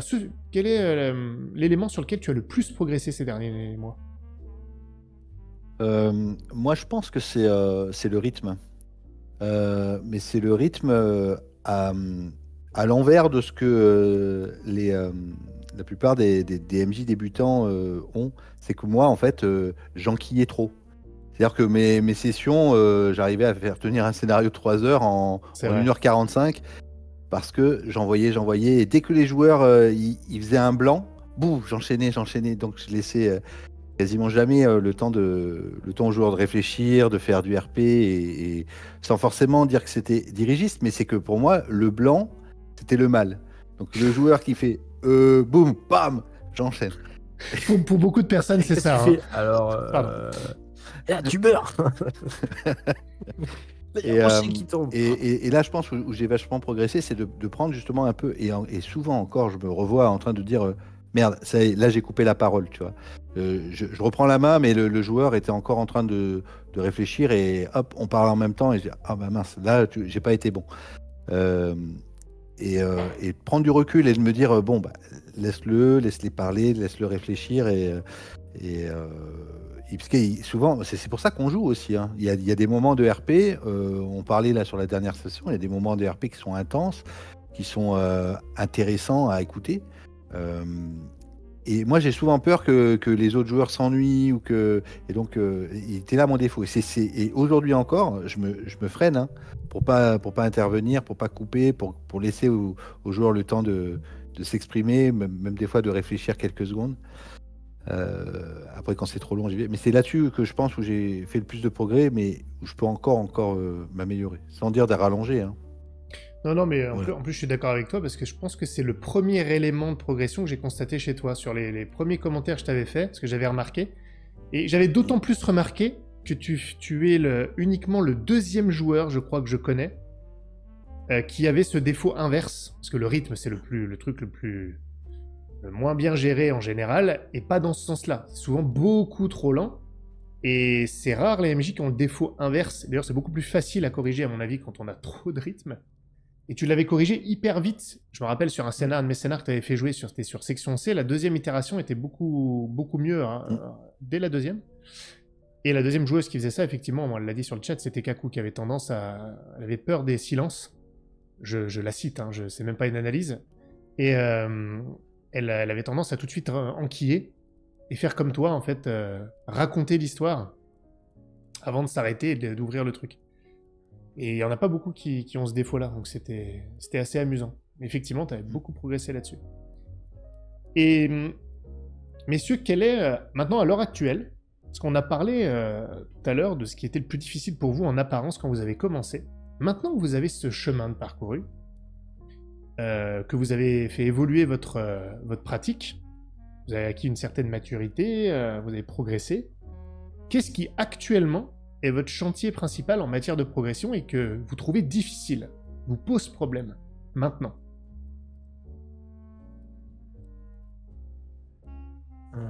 Là où moi je galère un peu, c'est la gestion d'un rythme assez rapide et d'une spatialisation. Tu vois, genre en gros, quand les événements s'enchaînent et que je mets une pression aux joueurs pour leur donner suffisamment d'éléments pour qu'ils puissent réagir. Tu vois, c'est un truc avec mon groupe actuellement, sur ma campagne principale, où j'ai parfois un peu de mal, ou alors c'est peut-être mon ressenti à moi qui fait que j'ai l'impression que je leur donne pas assez d'éléments pour qu'ils puissent réagir, parce que souvent je me retrouve à redécrire l'action ou l'endroit, tu vois, genre je mets une certaine pression, tu vois, dernièrement je les fais arriver dans une ville, et le moment où ils arrivent dans une ville, ça fait partie de l'histoire, t'as une espèce de raz-de-marée qui arrive, donc en gros t'as le niveau de la mer qui monte, et s'ils restent au même endroit, ils vont se faire défoncer, donc le but c'est une manière déguisée de les pousser à un endroit particulier sans tu vois, en fait, pour éviter de les lâcher en pleine ville en leur disant et maintenant qu'est-ce que vous faites en attendant patiemment qu'ils arrivent au lieu dit. Tu vois, là en gros maintenant je sais mettre la pression de manière un peu déguisée pour, au lieu de se faire un couloir et leur dire il y a que ce chemin-là, en gros je les pousse un peu dans la bonne direction. Et là tu vois, je me suis retrouvé un peu coincé avec ce truc de soit je leur ai pas donné assez d'éléments, soit j'ai pas été suffisamment clair dans mes explications de ce qui était utilisable pour qu'ils puissent en fait quand même avoir la sensation d'avoir le contrôle sur ce qu'ils sont en train de faire et toujours avoir du choix. C'est là où moi je suis un peu bancal, on va dire, aujourd'hui là-dessus. À essayer de resserrer le cadre, mais tout en le gardant assez large pour qu'ils puissent pas se sentir complètement étriqués, quoi. D'accord. Et toi, Gauvin? Moi, pour faire court, c'est de tuer mes joueurs. Mais sans rigoler, en fait, le gros problème que j'ai, mais depuis le départ, et que j'essaie de corriger, c'est que je donne trop d'éléments aux joueurs. Je veux trop les aider, je veux trop qu'ils y arrivent, je les mets pas assez en danger, donc souvent bah, ça me fait défaut. J'ai du mal à me dire ah non mais là si le joueur il trouve pas ça va pas aller, donc je rajoute toujours une couche pour tiens mais regarde bien ici il y a ça, et des fois même ça dénote hein, par rapport à la narration, des fois je fais même du HRP pour dire mais vous avez pas interrogé le gars là-bas qui est et ça c'est un vrai problème parce que j'ai toute une construction contextuelle dans ma tête de ma campagne, et j'ai peur de ne pas arriver après à raccrocher les wagons si il manque tel élément, s'il manque tel élément, si le joueur il se fait enlever à ce moment-là. Enfin voilà. Et je devrais plus me laisser guider par l'histoire et ensuite essayer a posteriori de raccrocher les éléments. C'est ça le job en fait de la préparation. C'est qu'est-ce qui s'est passé dans cette session-là et comment je vais faire pour raccrocher mes wagons. Et souvent, là, je me dis, j'aide trop mes joueurs. J'aide trop mes joueurs, et du coup, c'est ça que je dois. C'est ça aujourd'hui qui est le plus difficile, c'est de les lâcher, de les mettre dans la merde, et voilà. Donc les tuer, en fait. Sans dire les tuer, mais. C'est pas tout à fait la même chose quand même, les foutre dans la merde et les tuer. Non, mais les laisser s'embourber, se mettre dans la merde, et puis après, de faire avec ce qu'ils ont fabriqué, voilà. Je me retrouve souvent en train de les guider, c'est ça, c'est très emmerdant. C'est des reproches qui me sont faits hein, entre autres sur la campagne. Euh, voilà, j'aime pas trop quand ils comprennent pas, parce que tu vois, j'ai toute l'histoire et je dis putain, mais il faut qu'ils comprennent, parce que sinon, tout ce que j'ai fait, ça sert à rien. Mais si, t'inquiète, en fait, ils comprendront à un moment donné, et ça arrivera, quoi.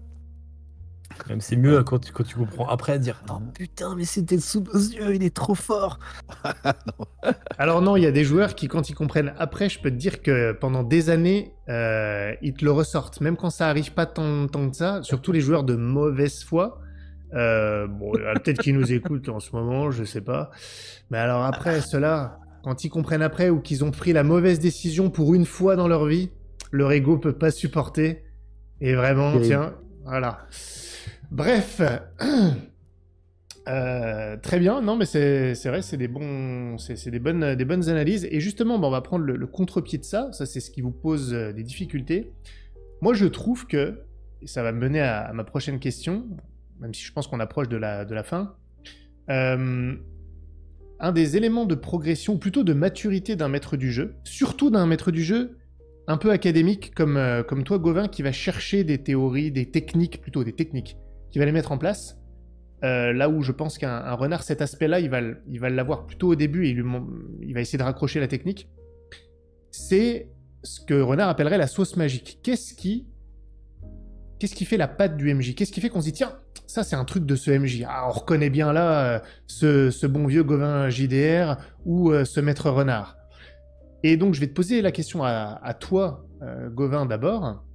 Qu'est-ce que tu aimerais, là comme ça, pour l'instant, ça peut changer, hein, mais qu'on considère que c'est ta sauce magique, c'est ta patte. Quelle vision t'as pour toi? Ah ouais, là je vais t'emmerder. Ah là, tu me mets dans la merde, là. Complètement, ouais. Putain. Qu'est-ce que que- t'aimerais bien qu'on dise de toi qui donnerait ton caractère propre de MJ? Ben, tu vois, c'est une question que je me suis posée là. Et je vais pas te cacher que j'ai pas encore la réponse. Parce que vraiment, je commence vraiment à m'amuser, puis je commence vraiment il y a des gens qui m'interpellent qui aiment bien ce que je fais, tout ça. Et je pense que c'est à eux que je devrais poser la question. Mais j'aimerais qu'on me reconnaisse pour telle ou telle chose. Et aujourd'hui, j'ai l'impression d'être un amalgame de plein de techniques que j'ai pris ailleurs ou d'exemples même que j'ai pris sur d'autres MJ. Mais pas d'avoir encore mon propre. Peut-être que je le fais là, tu vois, je suis en train de jouer mes premières campagnes, que ce soit Game of Thrones ou que ce soit Mutant, que je joue simultanément. Peut-être qu'à la fin de ces campagnes-là, j'aurai la réponse à cette question en me disant, bah voilà, ça c'est ma marque, ou peut-être que les gens me diront, bah là on a bien reconnu que c'était toi, ou ton écriture là, à ce moment-là. Mais clairement, c'est mon objectif, hein, vraiment de me dire, c'est comme ça que j'aime faire, et aujourd'hui, je suis plus un amas de techniques enrobées de chocolat.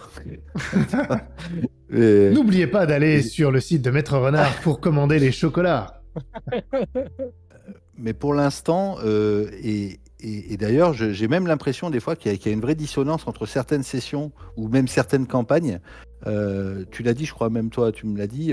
Là, on te sent plus naturel, et là, vu que tu veux performer, eh ben, t'es plus dans la technique. Donc, il y a rien qui ressort vraiment encore. Mais vu que je me considère comme neuf et nouveau, je pense y arriver prochainement. Peut-être que ces campagnes-là vont m'aider, peut-être que ce sera les prochaines. Voilà, mais j'ai pas encore la réponse à cette question. Moi, je suis un gros partisan alors, quand tu trouves de bons exemples, du mimétisme dans l'apprentissage quand tu débutes. Parce que justement, sur le plan technique, ça te fait beaucoup progresser. Je pense que c'est vraiment pas un problème. Sur plein de trucs d'ailleurs, pas que sur le jeu de rôle, bien sûr. D'ailleurs, sur plein de choses, c'est même fondamental. Maintenant, il y a un aspect créatif au jeu de rôle qui peut faire penser qu'il faut pas faire de mimétisme. Mais je trouve que par le mimétisme et par la pratique de ce mimétisme, au fur et à mesure, tu vas, à mon avis, trouver une patte, tu vas avoir des préférences, tu vas avoir des choses avec lesquelles tu es plus à l'aise, d'autres moins. Et quand tu commences à avoir la confiance pour te dire, écoute, ça, c'est pas mon truc, tu l'écartes, mais ça, en revanche, je suis bon, je vais le développer, puis je vais peut-être même le transformer un peu. C'est là, en fait, que tu commences à prendre ta patte, à mon avis. Donc, je pense pas qu'on se desserve en mimant ou en faisant des amalgames au départ. D'ailleurs, en faisant des amalgames, on finit par avoir quelque chose d'original, hein, finalement, en rassemblant plusieurs choses. Donc non, c'est intéressant. Et toi, Renard, alors toi, je pense que c'est différent parce que toi, je pense que ta patte, tu l'avais dès le début, en fait. C'est ce qui fait ton côté instinctif. Mais qu'est-ce que c'est, alors, à ton avis, si tu devais le définir? Qu'est-ce que c'est? Je sais pas, j'avoue que j'ai jamais trop réfléchi. Ça, c'est un scandale, parce que c'est ce que tu Peut-être. demandais à tous tes invités sur ta chaîne. C'est quoi ta sauce magique? Et si t'es un foutu de Bah répondre à ouais, mais cette question, c'est franchement bah honteux. je trouve ça normal, tu vois. Au contraire, je pense que si j'avais trouvé que c'était quoi exactement ma patte, bah j'arrêterais de chercher, je poserais plus de questions à personne, je resterais dans mon coin en étant persuadé que je suis le meilleur, tu vois. Je me mettrais en haut d'une tour et après je ferais payer les gens pour que je puisse les abreuver de conseils. Je pense que ma patte à moi, ce serait de vouloir mettre de l'interprétation dans mes personnages, de les habiter et d'avoir quelque chose d'assez frénétique, tu vois. J'aime bien être habité par ce que je raconte et si je devais le résumer, je pense que c'est la passion, tu vois. C'est un peu ça. D'accord, d'accord. Mettez de la passion dans vos jeux de rôle. Mettez-en plein et quand il n'y en a plus assez, mettez-en encore. Parfait. Ouais, je pense que je dirais ça, tu vois.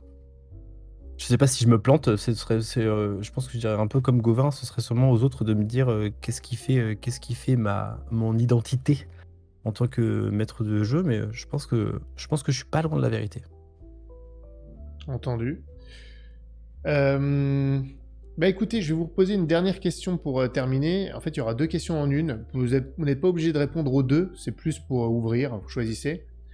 Si vous deviez donner un conseil à de nouveaux MJ qui se lancent, qu'est-ce que ce serait? Et quels sont les prochains, pas éléments de progression, mais quels sont les prochains défis que vous avez envie de relever en tant que maître du jeu? Quels sont vos prochains projets de MJ que vous avez envie de faire et qui sont nouveaux?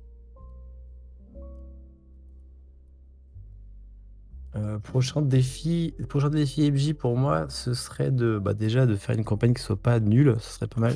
Je pense non, ce serait de mettre enfin d'essayer de prendre du temps de me faire un soundboard, tu vois. C'est quelque chose que j'aime beaucoup, tu vois, et que je trouve ça vachement bien quand c'est bien fait, ça participe énormément d'avoir des bruitages, tu vois, de travailler un peu plus un peu plus l'aspect musique parce que aujourd'hui j'utilise Watch Together qui est très bien mais qui finalement est assez limité pour faire ce que tu veux. Mais j'avoue que la masse de travail que ça me demande de prendre Roll20 ou whatever tabletop et de mettre toute la musique dessus, tu vois, je suis là, je vois le truc, j'ai un peu la flemme, mais je me dis que le jour où je le ferai et que je le ferai bien, ça me fera vachement plaisir. Donc ouais, prochain défi c'est ça. C'est vraiment rajouter beaucoup plus de sonorité et de profondeur dans mes jeux de rôle. Et un conseil, c'est, je dirais, en fait, mettez ce que vous avez envie de voir et faites-le à fond. Moi, j'adore les voix, et donc sur chaque personnage, j'essaye d'en mettre des différentes. Allez-y à fond, quoi. Vraiment, de toute façon, si c'est pas bien, il y aura peut-être quelqu'un qui va vous le dire et vous faire un débrief, mais c'est pas sûr. Et pour les sons et les musiques, je ne peux qu'approuver. Et d'ailleurs, j'ai récemment sorti ma dernière vidéo, une vidéo sur les sons et musiques et comment je les gère. Donc n'hésitez pas à aller le voir sur la chaîne Lestat JDR, comme par hasard. Gauvin, conseil à MJ et prochain défi, projet. Projet, ça serait de continuer à. Là, je lance, tu vois, des campagnes courtes, tu vois, de 7-8 sessions, dans des univers qui sont déjà préconstruits.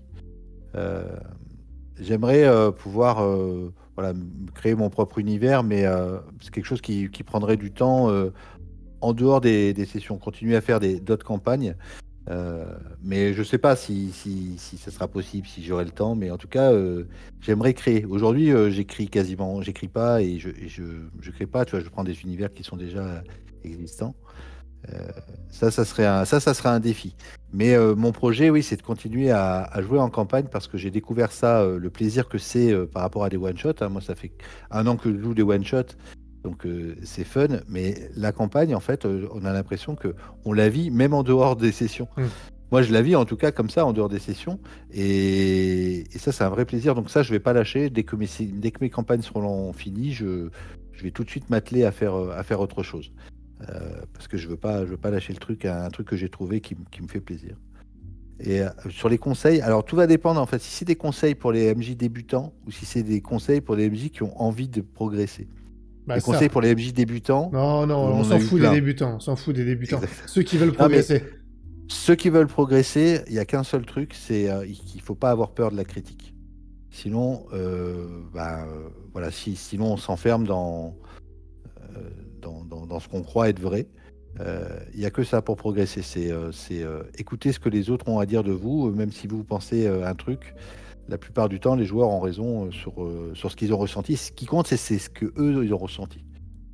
Donc, il ne faut pas avoir peur de la critique, ça fait mal, mais il ne faut pas avoir peur de se remettre en question et d'avancer dans ce sur quoi on est moins bon. Voilà. Et pour certains, ça fait beaucoup de choses. Alors, ce fut donc une bonne conclusion. Pardon. Excusez-moi. Non, mais je pense que c'est une bonne manière de conclure. Pour progresser, il faut être ouvert à la critique. Faut aussi Moi, j'ajouterais qu'il faut aussi, je pense, se critiquer soi-même. Certes, écouter les autres, bien entendu, mais avoir cette objectivité, cette lucidité par rapport à ce qu'on fait, et avoir cette volonté active de progresser. Je pense qu'on peut pas vraiment le faire aussi bien passivement, simplement par la répétition. C'est pas bon. C'est un peu comme quand... je vais donner un exemple... on terminera là-dessus, mais ceux qui vont apprendre des langues étrangères, des fois ils disent oui, je me mets un film et je l'écoute en anglais par exemple, ou n'importe quelle langue. Oui d'accord, enfin l'écouter en anglais ça sert strictement à rien. Il faut que tu travailles, que tu écoutes, que tu essaies de répéter la phrase, que tu fasses un effort conscient et actif vers l'apprentissage. Et je pense que c'est la même chose ici. Parfois il faut se forcer, parfois il faut faire comme Gauvin qui doit tourner sa langue 7 fois dans sa bouche pour pas couper la parole, comme il l'a dit. Faut se forcer, faut aller contre sa nature pour progresser, et puis au bout d'un moment, ça nous aide à se construire. Donc je pense que c'est un élément important aussi. Voilà, écoutez messieurs, un grand plaisir de vous avoir reçus tous les deux, vraiment. Je suis pas surpris, mais c'était bien, bien sympa. Merci pour vos avis éclairés. Merci à toi pour l'invitation. Avec plaisir. Merci beaucoup. Donc, écoutez, est-ce que vous voulez ajouter quelque chose, un mot de la fin, ou on peut s'arrêter là-dessus? Allez, on s'arrête là-dessus parce que là, c'est plop, plop, plop. C'était gênant. Hein. C'était gênant. C'était gênant. Matinette, ouais. J'aurais pas dû. Merci. J'aurais pas dû. Merci à tous. Bon, si ça vous a inspiré, si vous avez apprécié, n'hésitez pas à mettre un pouce bleu. Abonnez-vous bien sûr à la chaîne Les Stats JDR, mais pas que. Allez sur Gauvin JDR pour écouter ses actuels plays. Même chose, allez sur la chaîne de Maître Renard pour regarder toutes ses capsules, notamment sa série Le meilleur des meneurs, dont il a bien sûr parlé de nombreuses fois. Et allez sur son site pour les chocolats. Je vous mets tous les liens dans la description de la vidéo. Donc n'hésitez pas. Je vous dis à tous à très bientôt. Merci pour votre écoute. Salut. Bye bye. Salut.